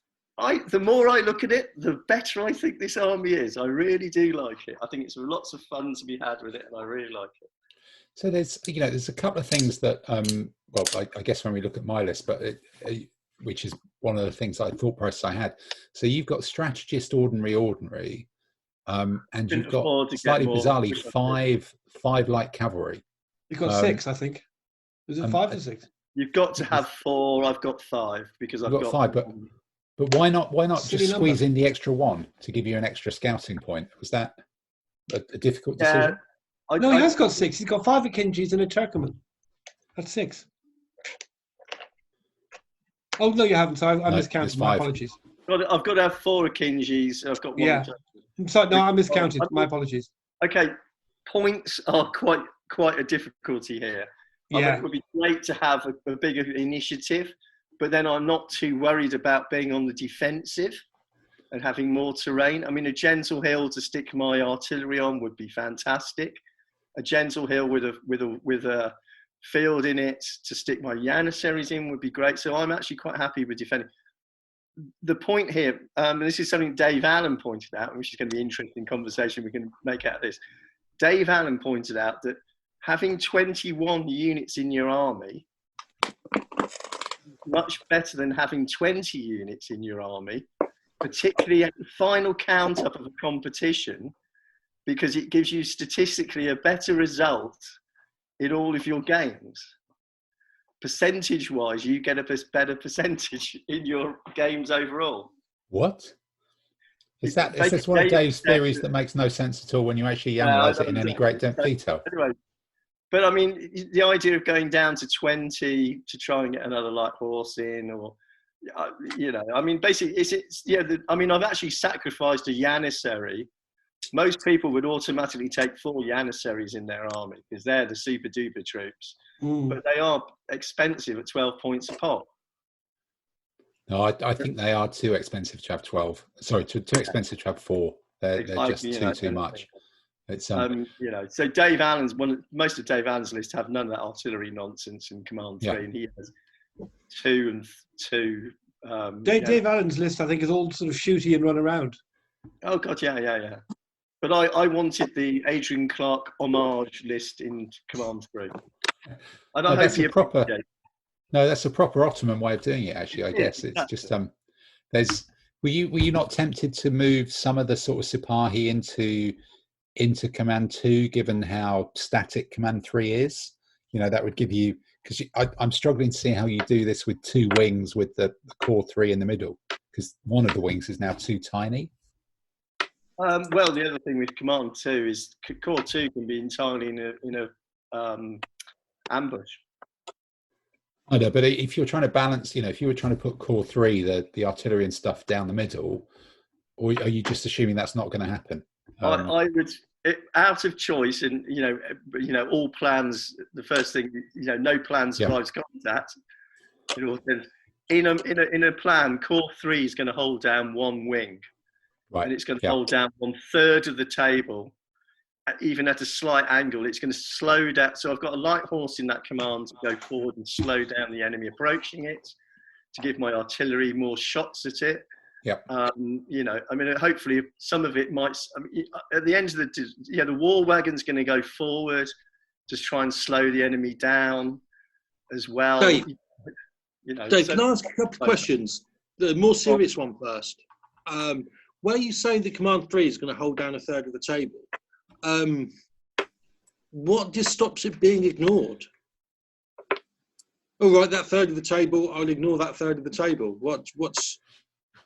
Yeah, no, I freely admit that's a possibility. Then hopefully it's going to, if someone runs away from that command, which I think is quite a possibility, I'm hoping that allows my light foot in that command and the light horse in that command to go chasing after a camp.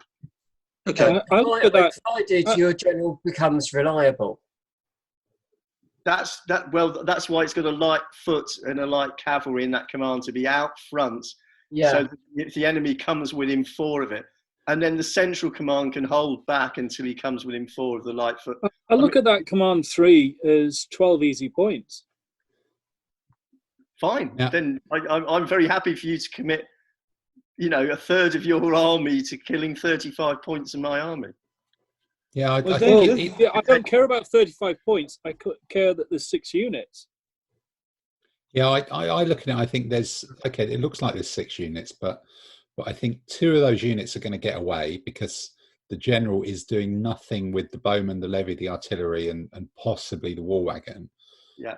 Having used war wagons, they take a while to die. Yeah. This is a command that you need to commit something to it, and you're only going to get 4 of them.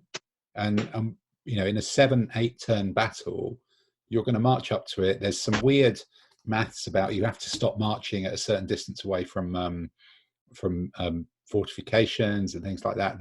That means it takes you quite a lot of turns.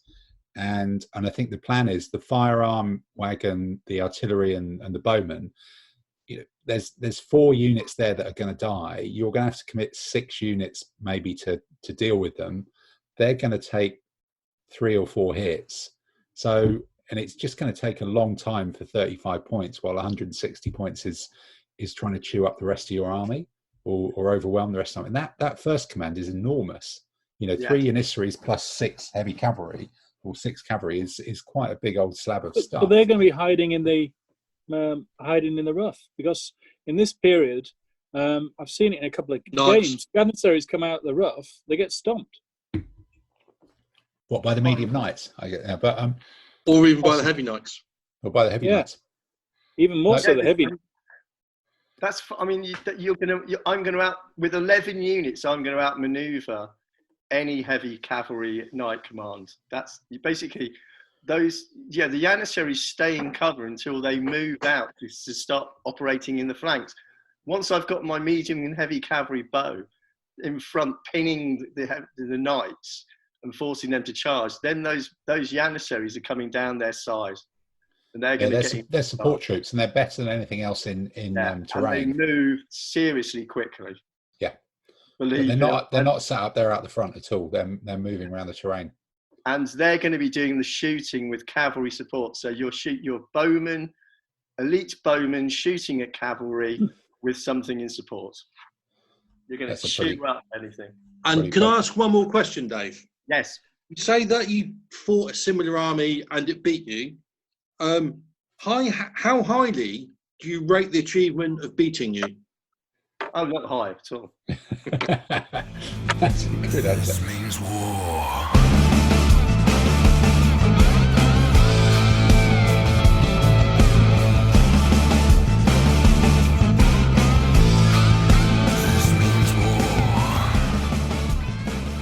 So, over to mine then. So this is a Dan Hazelwood inspired list, really. And I think the first big difference to Dave is I've kind of snuck in extra general capacity to get the initiative up to 5. Because I think this is one of those armies that really does need to win the initiative and control the terrain. So yes, there's a strategist in there for sure as well. And he's commanding a really big command, but getting the initiative up to 5 just gives you a much better chance. That's the best initiative you're going to kind of get. So you've got a really, really good chance of controlling terrain and moving extra stuff. And this is an almost entirely cavalry command, so it doesn't need any terrain really at all. Whatever little terrain you end up with is where the Janissaries are going to go. So looking at the first command is it's a bit similar to Dave's second command. It's a Quackapulu. This one's included an ordinary again. I've just stuck a medium cavalry bow to just stick that Quackapulu and give them some more shooting support, and then a couple of light cavalry, one of whom's impact. I think Dave, both of yours were bow, so I've sort of swapped in an impact one just to beat up other people's light cavalry, because there's an element here of harass the other person's light cavalry with speed and maneuver by moving faster. The second one, where you've got your kind of weird static kind of infantry shooty command, I've gone more textbook horse archer mobility thing with 3 elite heavy cavalry bow, which I think is a very solid force whichever way you cut it, in almost anywhere. That's good. An extra medium cavalry, there's one of them in every command, on the basis that it's just a cheap way to get extra shooting, a bit of extra width, but you're trying to fight with the other guys. And again, that light cavalry bow and then a light cavalry deli impact, just to mean that you've effectively got a 6 wide command here that will go toe to toe or harass anybody else's mounted command, with the light cavalry impact giving you an edge against their lights, the 3 heavy cavalry bow doing pretty well for you. And then my strategist is running a big sort of, again, very similar to yours, a bit like David, as well. So I've got 3 Janissaries. I think 4 is just too many. It just forces your, if you have 4, you feel compelled to use them in a way which they're not capable of being doing. And I think, Peter, that was it's almost sort of the answer to your question of, aren't they going to get run over? I think if you have 4 of them, you sort of feel compelled to stick them in the middle and try and do something with their weight of shooting, and it doesn't work. 3, if they're arriving kind of later in the game, or they're jumping out of terrain and joining in when stuff's already starting to happen, 3 can deal with an awful lot, but they're still not going to sit there. You're not going to be tempted to sit there in their own. And then this is another, heavy cavalry, Quackapulu, medium Sipahi. You've got 3 decent shooting cavalry. One of them's impact there. You've got another couple of horse archers to make that another 5 wide horse archer command. And then you're using your Azabs as light infantry bow just to pad it out to get up to 20. And you have to have 2 of them anyway. You've got to have 2 of them anyway to support your Janissaries in rough terrain.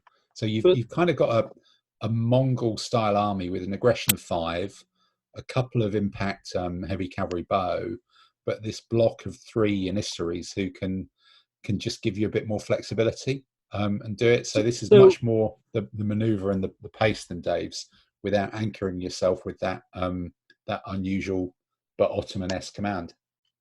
So if you win the initiative, which you're going to do with initiative of 5, are you going to attack? I think you are, because with plains and mountains, I think you put down almost nothing, whether you put down the road or the bits and pieces. You put down 2 pieces, and you're then trying to clear 3 out the way. I just wonder. Then worrying about having terrain for your Janissaries. But someone else is going. But I think if you're attacking, you're choosing terrain second anyway. Tim, so the problem with this army is, as you just said, it's basically a Mongol army, but with a couple of expensive bowmen. So you can't even get the number of horsemen you'd have in a Mongol army. That's why the Mongol armies that do well in the late period, they usually take the later one where you can have a couple of elephants for impact. Otherwise, it's really hard with the Mongol army to chew them up. So in the earlier period, when we go for BritCon, and it's half and half, the Mongol armies do okay in the first half. In the second half, they struggle unless they're doing the version with the couple of elephants for the impact. Otherwise, you end up drawing a lot of games because shooting in the later period, when you're up against, say, heavy knights and that, fine, it's going to be hard for them to close you down, but you've really got to get the shots in and everything else, and be a bit canny. Otherwise, you're really having to push it to win it. You might get them close to break point, but it's trying to get the hits in. Yeah, but I don't think it's about, it's shooting in terms of support. You're feeding possibly that first tiny command in front of a chunk of knights, and then you're using the rest of it on a field that you've cleared with your strategist and your high aggression and all the rest of it to sweep around the other side. And there's nothing that a medieval army is going to put up that's going to be as good as into rough terrain as 3 elite Janissaries and a couple of bowmen to support them. And, most medievals don't care about rough terrain. They don't usually have that many to go into rough terrain, so they're just going to lock it out. So either you're going to have, they're all going to be fighting away from the rough terrain, or there's going to be that one bit of rough terrain where your Janissaries are going to sit and they're not able to come out because then they'll get stomped. Like I say, I think the problem with both of these armies, I just see them as quite, I don't know, they're both lacking a bit of oomph. So, Peter, what you're saying is the problem is that they're Ottoman Turks. Yes. Yeah. So I think the challenge with the Turks, and I think where both me and Dave have gone here, is if you get the Serbs, you end up with an army whose entire function is to be a Serb delivery system. Exactly. Everything else in the army is supporting 4 Serbian knights getting into contact, and if they do all right, that's okay. If they're unreliable, you lose, and if they get into combat and don't win, which they could do kind of 50-50 against some similar number of knights, you might as well toss a coin. Whereas but the rest of the army involves supporting the Serbs, and that's your one strategy. Whereas I think with these you get some more other stuff to do. But I've seen the one with the version with the Serbs played quite well, because they've had, your strengths are, you've got the Janissaries, so no one's going to really mess with you in the terrain unless you turn up with, say, Almogavars or something. So, you've got the terrain covered, so you can have the Serbs as that threat to make them come forward, because you say, these are the things you can go up against. And meanwhile, you can have the terrain for the overlap at the side, or have them, peppering the opposition a little bit to soften down the opposition's knights coming down. You've got the mobile side to keep at least one, not two, if not 2 commands tied up while you're dealing with that one command with the Janissaries and the Serb knights to actually focus down on something. You've got that mobility. With this, you've got a lot of mobility. You just don't have the punch. Pete, but I think the point of this army that you're missing, it's not about the shooting so much. It's more about the manoeuvre, and you're hunting for flanks, and you're looking to collapse on the side. And even being able to dominate an area of medium terrain, okay, the Janissaries can't come out if something hard's facing them, but nothing's going past them, and they can come out to threaten flank. So it's more and again, it's an army that I try to use, and I'm rubbish at it, but I've seen people do it well. It's more a messy opponent around, picking apart, take the front and flank, and then collapse it from the side, rather than rely on it. It's the Mongol army without the elite shooters. Yeah, but with Janissaries. You've got plenty of elite shooting. You've got 3 Janissaries, 2 Katakulis. Yeah, well, I think there's a slight tweak you could do to your army which might be useful, which is if you make the Delhis in the second corps ordinary, you could then upgrade one of your light infantry Azabs to mediocre medium, which is better for shooting and support, and help to support the Janissaries. Just a thought. Favorite troop type. Yeah. So Tim and I played a Burton's double, or was it, I think, Cardiff doubles in ADLG a few years ago, where there was the Tim and I played against against a Belgium the Belgian kid, where they had a Ottoman army and a Serbian army. Okay, yes, the Serbians were there to annoy people, but what the Turks did so effectively was, as an army, they weren't all about the engaging. They were run up, shoot you, annoy you, pull back, shoot you again, dick around and all that. But as soon as they got into one flank, we had one Janissary unit get into a flank and managed to burst through one unit. And it basically did a Pac-Man down our flank, because we had, by the time things had gotten all lined up, we had nothing, we had no second line to deal with it. And there's one Janissary every turn, charge, drop, charge, drop, charge, drop, charge, drop, and just walked its way through. And it was quite an effective tactic. So yes, I know it was a doubles competition. It's a little bit different mechanics, but it was a very interesting way of using the Janissaries and the Capiculi, who I hadn't seen done so effectively, because Tim and I rocked into that game going, we've got these guys. And about 2 hours later, we went to the bar going, well, yeah, that didn't work. That hurt. No, I think my kind of thing that put me off the Serbs, I can't remember which competition it was. It must have been last year. And I played Mick Bennett, and he had Ottomans with Serbs. And I think I was actually using the Samurai.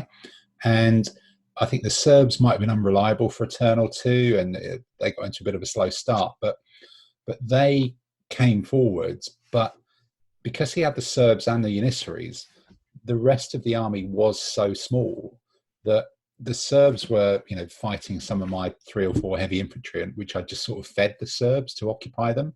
And I kind of didn't mind if they lived or died. But then suddenly there were the other 5, 6 heavy cavalry in his army were taking on 10 of my samurai, warriors and stuff. And we were just the army was completely all over him, because you end up focusing so much on trying to get the Serbs in, and the Serbs are still only a 4 wide block of knights, which isn't going to win you a game in its own. It's just become such an obsession that not having them forces you to think a bit more about different ways of putting the army together. What I would say in agreement with Peter, however, and against that a little, if you use the Serbs well, because any army, if you do it badly and you end up using the Serbs to attack a block of heavy foot, you're not going to do well. But if you use the Serbs well, they do what they do very well. And if you were going to design an army that's a Serb delivery system, actually this is it. So that can, there's a reason why using the Serbs is a cliche. Yeah. Because it does work. It does work. It works. I think if you don't use a Serb, you've just got to work harder, and it's just like you've got to play better almost. You've got to work harder to pull your opponent apart. No, I think that's a fair shout. Yeah. All right. Well, shall we? Yeah, I think the Serbs are. If you're a, I mean, that's Serbs is the training wheels, isn't it, for this army? Yeah, it's like exactly. You know what you're doing. They're gonna do what they do. That's the answer. But all right. Well, shall we go through the list then? So this one, this one here is mine. 20 points, initiative 5. Only 20 in the army. Only 20 in the army, but without the heavy foot, it's just a much more kind of Mongol-y sort of mobile army. Dave, you're initiative 3. You're up to 21. You've got the kind of textbook Ottoman sort of mini version of the Ottoman wall of shooting and stuff as well. But you've still got the massive Janissary and heavy cavalry commander, the tiny Krakapulu command as well.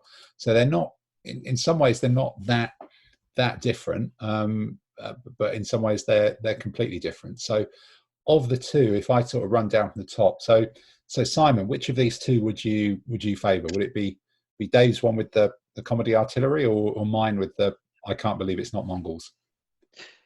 For me, I'd go for the Tim army of the I can't believe it's Mongols, because you got the initiative of 5.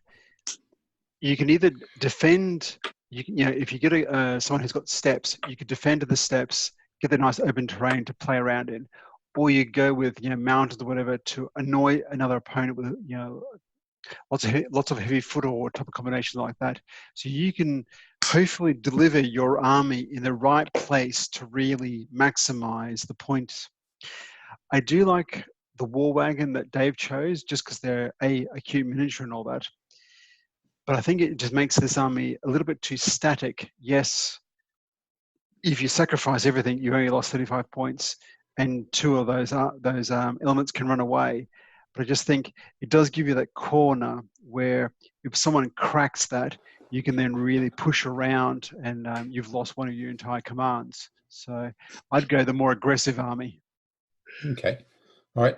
Andy, going down the list to you, which one of the two do you fancy? I agree with a lot of what Simon just said. I think Dave's army ties him down to defending, and I don't necessarily buy into the idea that two of his units can run away, because they're essentially going to be in one kind of corner or near the back of the board, and if the enemy attack them seriously hard enough, they won't have any space to run away to. So I think you could end up losing 6 units quite easily. And I think with Dave's army, it's geared for defense, not attack, whereas yours, you are geared for attack, but if necessary, you could defend with it. So I think it gives you more flexibility.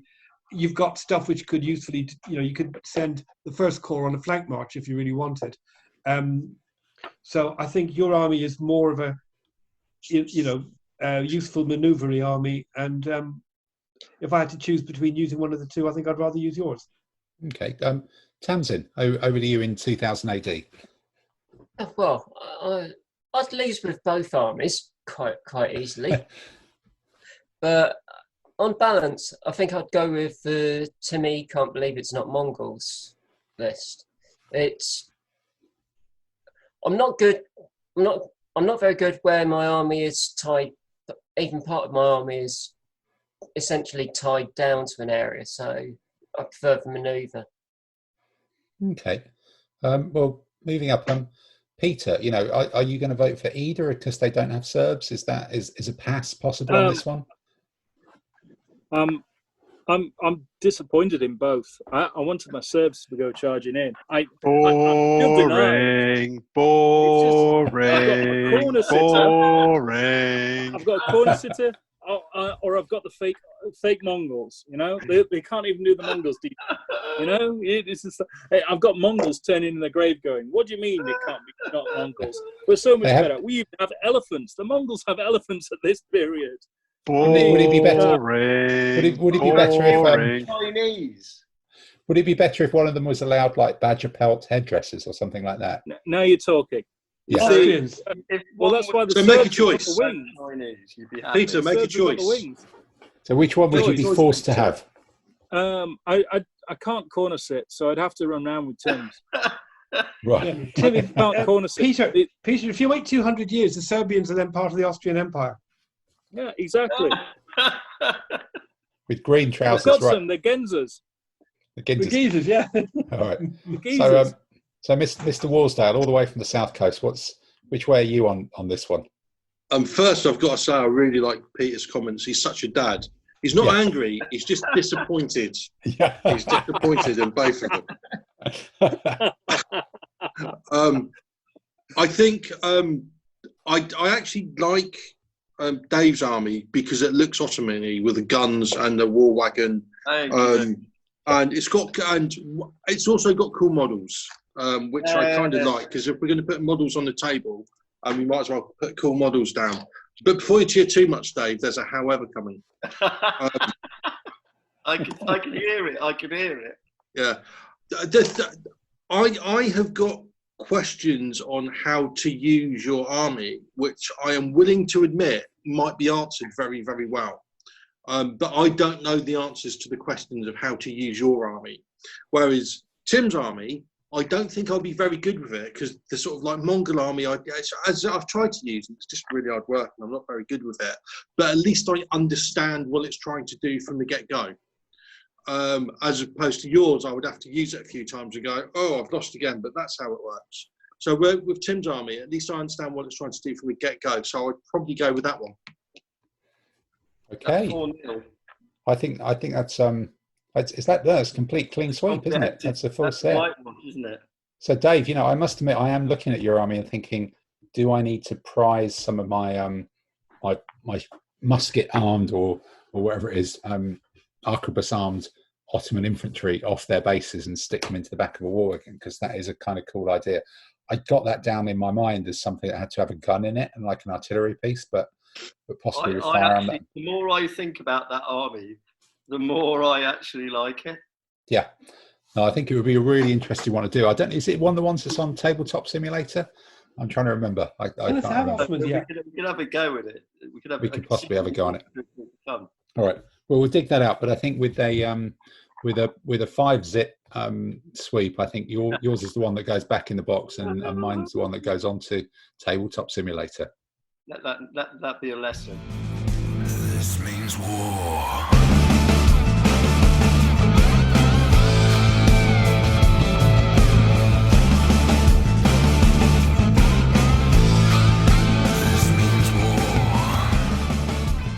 So having ended with a complete clean sweep, I think it's time to see what next week's army is. So Mr. Leroy Mayer, in your world as IT Major Domo, we're going to do the sound effects while you go online to randomnumber.org. Is it a random.org? Here we go. Yep.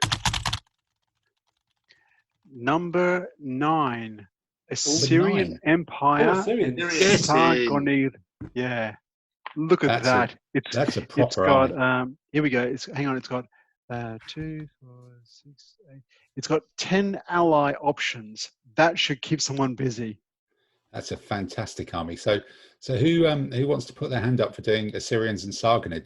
Adam, I think this has to be one for you and your boy, doesn't it? I think as I've got a boy called Sargon, I can not very well avoid this one. I think that's you. So me and Dave have already played. So who else on the list is someone who's on World of Sargon? Well, it's either Tamsin or me. I'm happy to have a go, but Tamsin wants to. I don't mind. Oh, go on then. Okay. Tamsin. So we got an Adam against Tamsin off next week in the classic Assyrian and later Sargonid, one with a million different options. You want a Hebrew ally? Take it from me. This means war.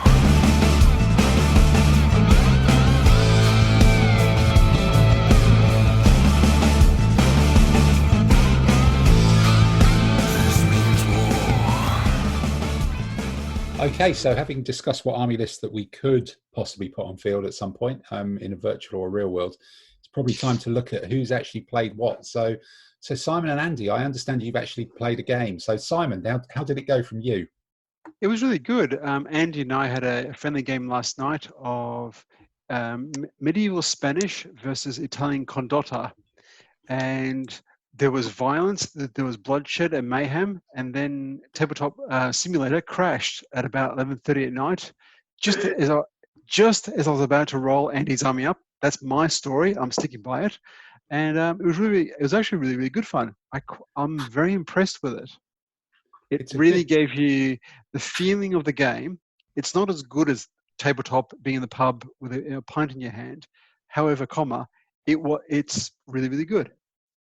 Okay, all right, that's good. So Andy, how did you think it went for you? Well, my knights were all about to die, but on the other hand, I was about to kill off one complete wing of his knights, and I was wheeling my army 90 degrees so that it would have been a somewhat interesting game in that you have 2 complete phases. Phase 1, we both beat up a part of the enemy army. Then there would have been a natural lull while we got ourselves organised. And phase 2, I think, would have been somewhat drawish. So I think at the end of the day, it would have been a tie, particularly if there's a timed limit, like in a competition game. And I think Simon might have just squeezed a few points more than me in a draw. Right. Well, I can see Simon kind of disagreeing on video over that one then. So it was a decent game. It was a decent game. Yeah. Then Andy, I think you played another game this week as well, by the sounds of it. Me, yes. I played an American chap called Paul Georgian, and he was using Syracusans and I was using Carthaginians. And he very sportingly put a brilliant commander embedded in a mediocre spear unit and then left it in the way of a Gallic impact swordsman. And, I can see the way that story ends. It did, yes. Well, we both rolled 4 on the dice. So because he's mediocre, he drops to 3. So I do a hit on him, +1 for furious charge, and then I rolled 1 to kill his general. And after that, his centre kind of fell apart. It's obviously he'd managed to regress from the time I played when he gave me a bit of a kicking with a kind of much better constructed. I don't think he was planned. I don't think he planned to put his general in harm's way, but he kind of got carried away trying to use it as an overlap in another combat, and it happened to be there when my elephant medium swordsman combo rolled up against his spearman, And elephants and medium swords impetuous against spearmen is a good deal as far as I'm concerned. Okay, good. Well, that's another couple of games of Tabletop Simulator. I managed to squeeze one in as well. I played a Spanish policeman from Barcelona who is actually just picking up the game. I think he's only played like half a dozen or so games before. A former, DBMer and an established player who's oddly enough in the world of Spain just kind of got into the world of ADLG. Really nice chap. We had to have a short break in the game for him to put his daughters to bed. I think it was kind of about 9, 10 o'clock at night in the UK. A little bit later for him or something. And he had interestingly enough, talking about the Janissaries, he had an Achaemenid Persian army with the Sparabara and the Immortals in there, a big block of 6 of them, 4 of the armoured spearmen as well next to it, then kind of a big cavalry command on one side and some sort of smaller cavalry supporting the Immortals.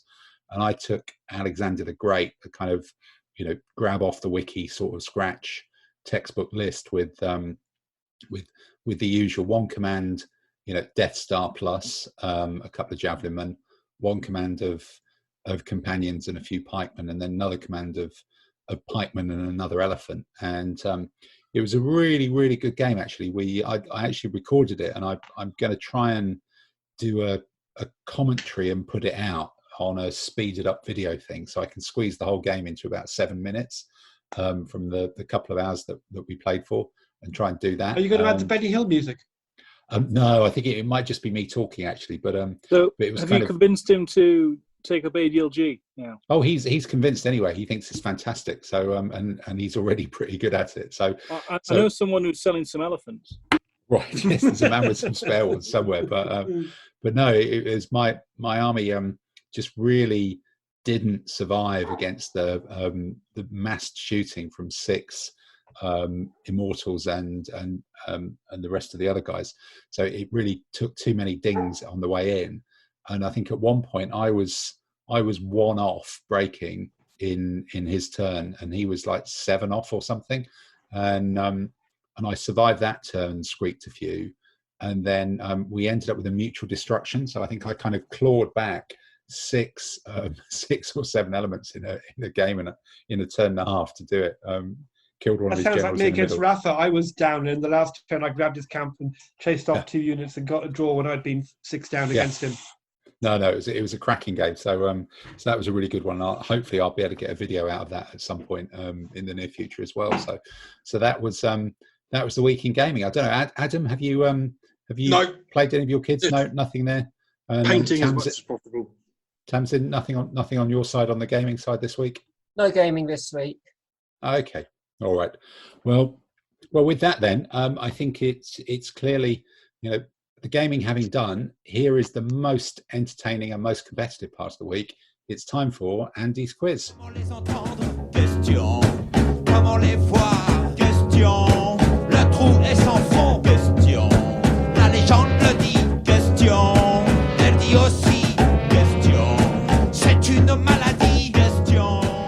Whoa, Andy, it's amazing to I now associate that music with you. In fact, when I see you down the pub afterwards, I'm going to be slightly disappointed when that music doesn't play every time you walk in the room.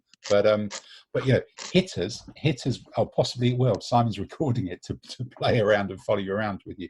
But now hitters with some answers and hitters with some questions in the world of Andy's quiz.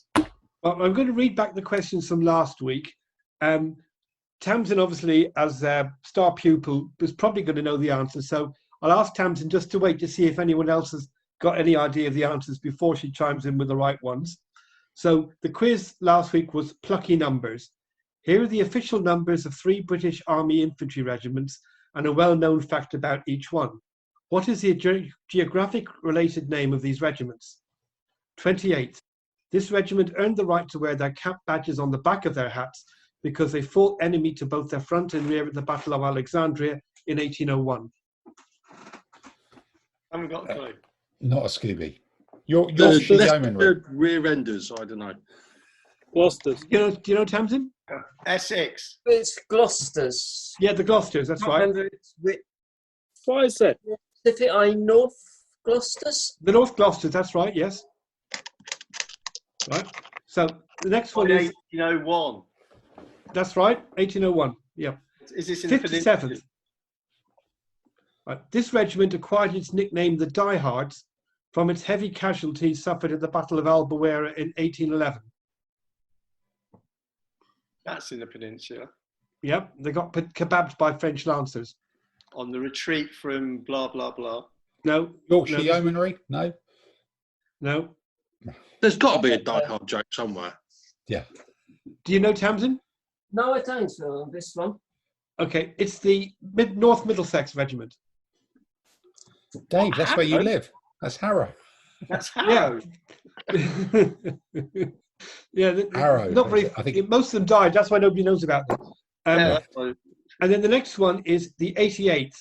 The translation of this non-English regiment's motto is "Clear the way." So they're a non-English regiment. So what, they Gurkhas? It's got to be the 51st Highlanders. Well, there's a clue in the name, 88th, which means they're not the 51st Highlanders. So they're the Highlanders then. Well, they're two fat ladies. The 88.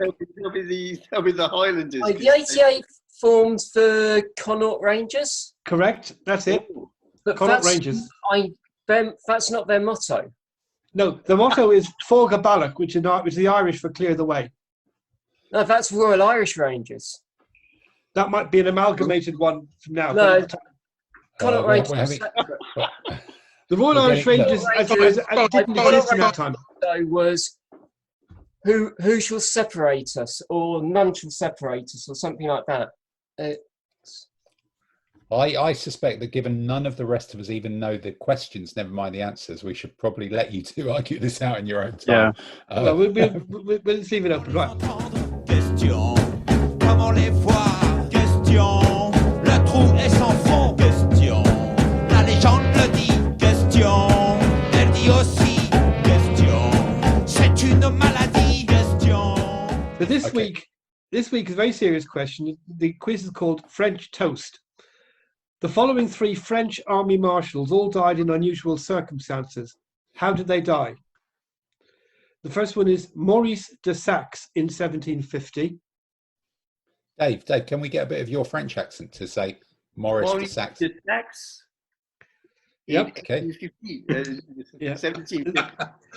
It's good. It's good. Okay. Yeah, do your best LOLO bit, right? Next one is Alexandre Berthier in 1815. Oh, I know that one. Who? Alexandre Berthier in 1815. I love that one. That's my favourite. But we want it in Dave's French. Come on, Dave. Off you go. What was his name again? Are you paying attention? Alexandre Berthier. Alexandre Berthier in 1815. Of course. Bien sûr. Right, now listen very carefully. I shall say this only once. Edouard Mortier in 1835. Edouard Mortier in 1835. You know, it's 35. Get it right. Yeah. Right. Ladies' underwear going up. Here we go. Right. So, well, look, on that fantastic note, I think that draws another big black line under Andy's quiz for yet another week, or possibly another big blue line. Question, comment les voir? Question, le trou est sans fond. Question, la légende le dit. Question, elle dit aussi. Question, c'est une maladie. Question. Right. Well, we're into the end zone now. I think with day 99 drawing fast to a close and nearly into day 100 from World of Lockdown. So it's the traditional roundup of what painting, what stuff have you got planned for this week, and I guess any other business as well. So Peter, other than just chewing your beard and muttering about everything must have nights, what's your plan for this week? Elephants and Knights. What are you planning for this week? Elephants and Knights. Finish the Austrians, the ones with no white Austrians. So then I'll actually have, apart from one unit which is still on the way, I'll have the Austrian army hopefully pretty much finished by the end of the week. And then I've got a couple of Art Laguerre games booked with my son, hopefully. Okay. So which son, and how much do we think he will table you by? It's cost centre number 2, so he normally thrashes me. He's he's determined to end up, when we come out of lockdown, with a higher ranking than me in the Adliger rankings, and he knows he'll do it as well. Yeah. So in between beating me at chess, he's now beating me at Adliger. So, well, you've got to encourage the kids, haven't you? We've got to encourage the kids. I am, but so I if he uses an army to help him. If he uses an army without knights or elephants, are you going to say, "Look, son, I'm not angry. I'm just a bit disappointed." Already done it. It's like, already done it. Want to sit. Very disappointed. All right. So Adam, you've got to give him lines going forward. You've got to give him 100 lines. I must not use spearmen. Yeah. Well, he's been tutored by Simon and a couple of others when they were playing the 25 stuff. So he's going to have knights, he's going to have elephants, and he's going to have all sorts of pikey stuff to actually go forward and get stuck in. The badger doesn't fall too far from the tree. Yeah, absolutely. Badger attack. Yeah. So Adam, what's on your painting table this week? I am going to do another batch of 12 Mongol cavalry, because that's, apart from 4 more in the general, that's the Saga army. Usually I don't do the same thing twice because I like to do different things because I get bored, but I was so pleased with getting the other lot done. I thought, yeah, let's crack on and do the second box. So that's what I'm doing now. But I do have a question, because I'm going to buy some toys, and some of the toys I'm buying is some of the 1/6000 ships, and they're from Magister Militum. I also want to get some 10mm Germans to sort of like fight against my Russians. Yeah. Magister Militum 10mm German troops and stuff. Any good? Worth getting? Yeah, their infantry are really nice, actually. I think I've got some of them, as I do with all sorts of 10mm, but they're very, very good. They're a little bit more from what I remember, and this might be wrong. They're a little bit more chubby and cartoony than the Pendraken ones, but they're really nice little figures. I'm not quite so keen on their vehicles. They're a little bit tiny. Some of the 10mm stuff is going up to 12mm really, and 1/144 on the small scale. Victrix are releasing a load of 10mm World War II. They are. Yeah, I looked at that, and they've released, and I was going to get some because I might buy some more stuff from Victrix. But years ago, I bought a load of that sort of like pre-painted museum 10mm German stuff. So I've got some tanks to set me off. So I just need some toys. So if and do you know if the German infantry are early war, late war, or you don't care they're Germans? I think at 10mm you don't care they're Germans unless you really want to paint oak leaf camouflage on them, which you don't.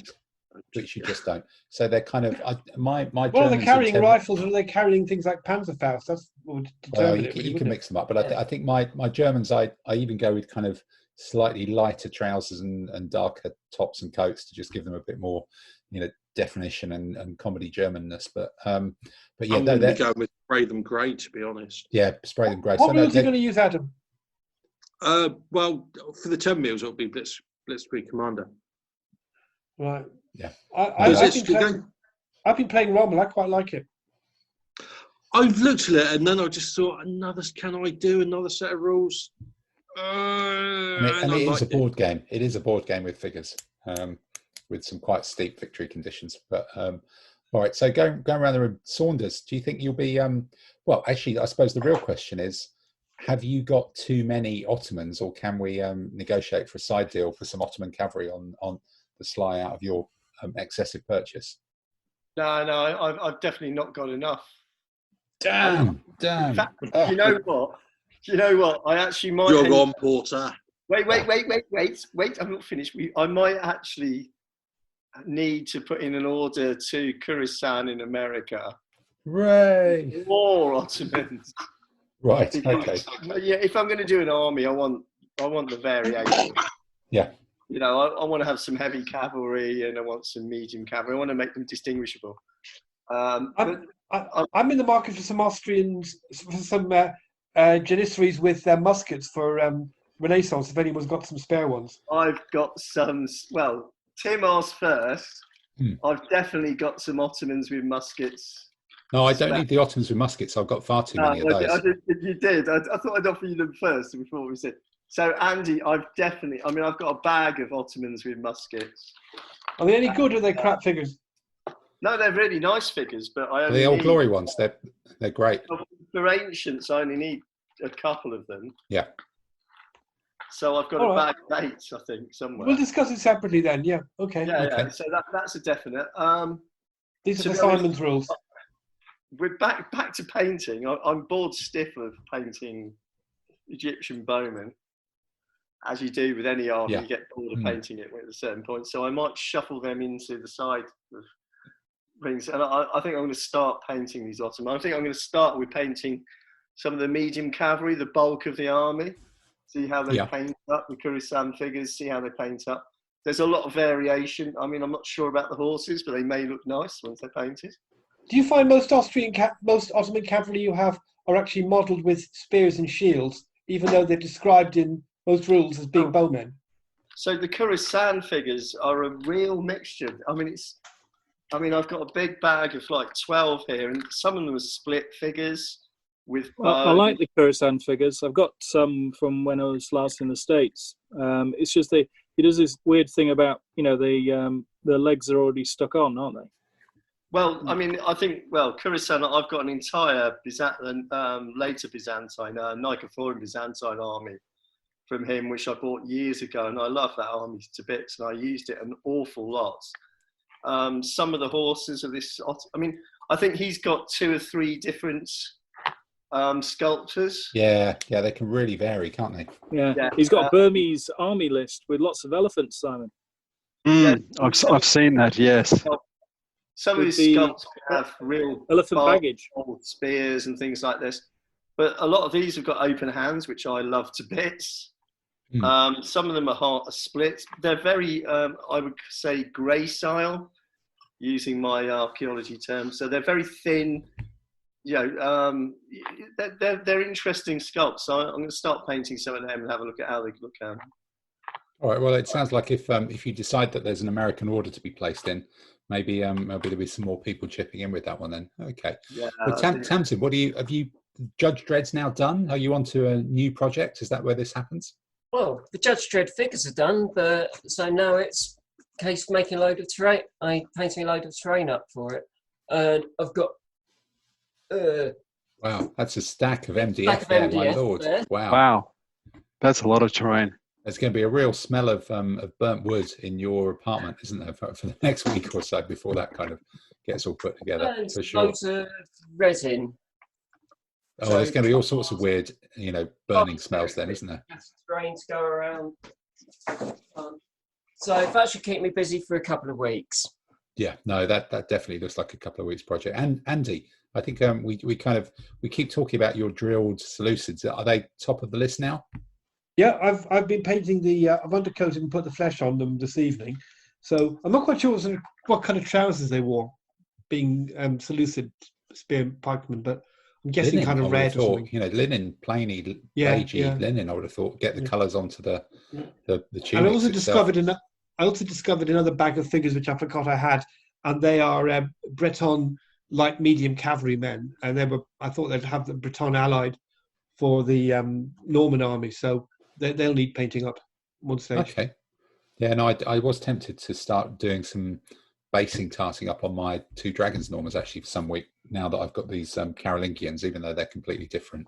They go in the same drawer, and it made me realise my Normans needed being a bit of doing. I think my stuff, I've got these Malifaux figures to spend some time on.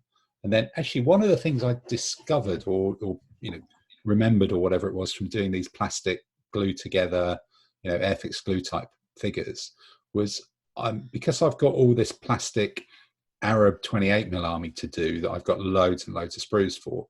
I actually bought a sprue clipping tool, a pair of like little tiny pliers, which Adam's waving one at me there as well. Yeah. And they're handy, aren't they? And they're amazing. It's just what a brilliant thing. You kind of look at it and you go, why am I going to spend like £7 on this when I've got a pair of scissors and a knife? Yeah. And then you get it and you're like, this just makes this so much easier. No, you've gone through the same thought process as everybody else. At first, it's like, I don't need to buy one. I've got a Stanley knife. That'll be fine. Yeah. And then in the end, you go, I'll get, and it's the correct answer, isn't it? They are just handy. I actually started, I did these like 6 or 7 figures and I was like, this is so cool. I actually want to start doing like 200,000 Arabs just because I want to clip them all off the sprues, and it'll be so satisfying. It's almost like the war games equivalent of popping bubble wrap, I guess. clip, all that sort of stuff. And I've actually ordered some as well. Some after my kind of Hungarian white paper sticky shield malarkey, I've actually ordered some water slide transfer printer paper as well, which now I know exists, which I didn't know existed before. And there's both basically clear and white backed as well. So I think probably, I think this has been the 2 or 3 weeks of Black Lives Matter, but I think the thing will be LBMS matters, or LBMS Lives Matter, because I might now have a way of producing my own shields that doesn't pay the wonderful Steve at LBMS, £10 a sheet. And I feel slightly guilty about putting him into economic hardship, but I do think I probably funded several cars and a 2-decker extension to his house, amongst the 7 of us here, to do that amongst some of the stuff that we've done before. But it'd be interesting to give that a go and see how that all, if that pans out. It's a different. Adam, it was interesting what you were saying about using that clipper thing, and because I must admit, when I had the drill out the other week, drilling the Irish and then the pikemen, I was thinking, what else can I drill while I'm about it? but nothing else sprang to mind. No, there's got to be something. So, Simon, you're last up then for this week. What, week of elephants? Are you still finishing elephants, or is there something else to do this week? I've got with the elephants. I have to finish the basing off this week, so I'll do those. But then I'm going to get into some Renaissance pike and shot units. I'm thinking of doing some of the Swedish salvo units for 30 Years' War, because I may have bought some regimental guns and some spare pike and shot units, as one does. It'd be rude not to. Yeah, so you may have bought. You're not sure about this. Yeah. Well, there's other people in the house who can overhear him, Adam. I think that's the thing. Yeah, we definitely did order them. They definitely did arrive, but we don't want to confirm it to anything. No, don't want to scare the horses. Neither confirm nor deny. No. Yeah, for safety reasons. No, I do keep looking at now my drawers for Renaissance stuff and thinking, how much have I got? Far too much. How much will I play other sets of rules? I'll still play a bit, but not as much. How many could I convert to AGLGR easily enough to have a few more sets? And I've got some of those 80 by 40 bases as well, which are really nice for it. So I can see at some point, if I get spare time, kind of doing some soaking off and doing some other bits and pieces there. Yeah, it's one of those things where if tabletop as well. Well, I may have last night after playing Andy started playing around with some of the tabletop simulator figures. So I may have done my first tercio in tabletop simulator. So I can see some pike and shot units coming up later on. I have no design skill whatsoever. So I am leveraging purely Massimiliano's existing graphic designs. But after Tim showed me how you can make your own units, it's like, I'm bored for 5 minutes. Let's see. Oh, that's not too bad. Oh, I can make a tercio. Oh, hello, that looks pretty. The wargamer mentality of, I can do that. Yeah, I can cobble that together. Okay. Yeah. No, so that's you for the week. Well, okay. Well, I think with that we're just a shade over 2 hours then, which is pretty consistently hitting it. We've had a consistent number of 150, 160 people within the first week or so listening to all of these. We're now, by the time this comes out, we'll be more than 100 days into lockdown, which is slightly scary. But I think there are it's longer than Napoleon was ruling for in 1815. Oh, okay. Right, that's an extra bonus quiz question right at the end. We're creeping up on all sorts of historical things, but it does seem like that there's some weeks of sunny weather coming up, so we've got some good opportunities to do some spray undercoating outside and get some much more painting done as we carry on. A quick question on the spray painting. Yeah. So I know we've had a debate about which base coat to use. I've been using Army Painter white spray paint, but Tim, I believe you use a heresy set of miniature of paints. You use Halfords, is that right? For your base coating? Halfords car car thing. I just use their white matte. Halfords Prime are very good, very good. Halfords primers are good. Yeah. Because my theory is that they're for cars, so cars need a very smooth finish because they're cars. So if the primer is any way lumpy at all, it just would not work for cars. You get dirty great tin, and Halfords is one of those shops that is starting to open again now. I think they're open from next weekend.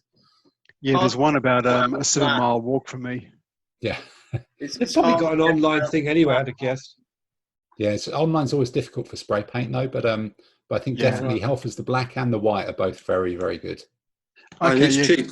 Either Halfords grey primer is good, and the red primer as well. Oh, they've got a red oxide sort of primer as well. Yeah, they do a gold primer. And on that note, it is time to go goodbye to 100 days of lockdown podcast. Goodbye, everybody. Goodbye. See you, everyone. Au revoir. Bye.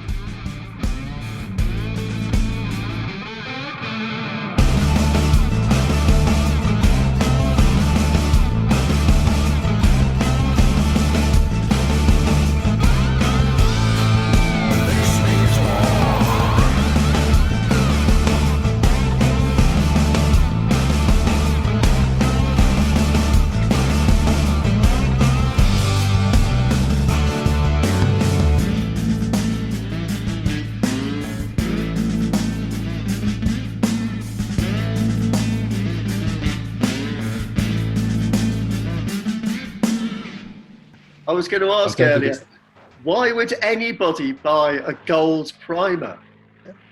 Peter? Yeah, why?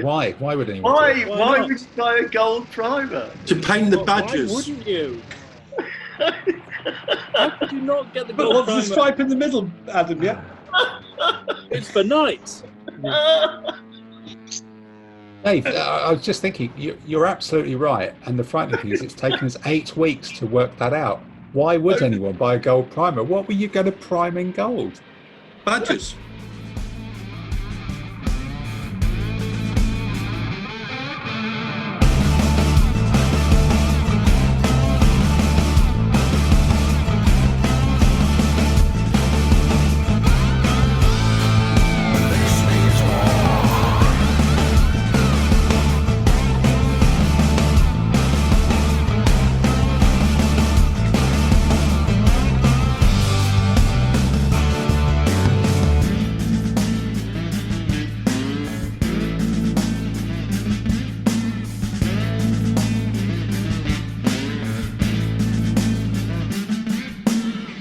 Badges.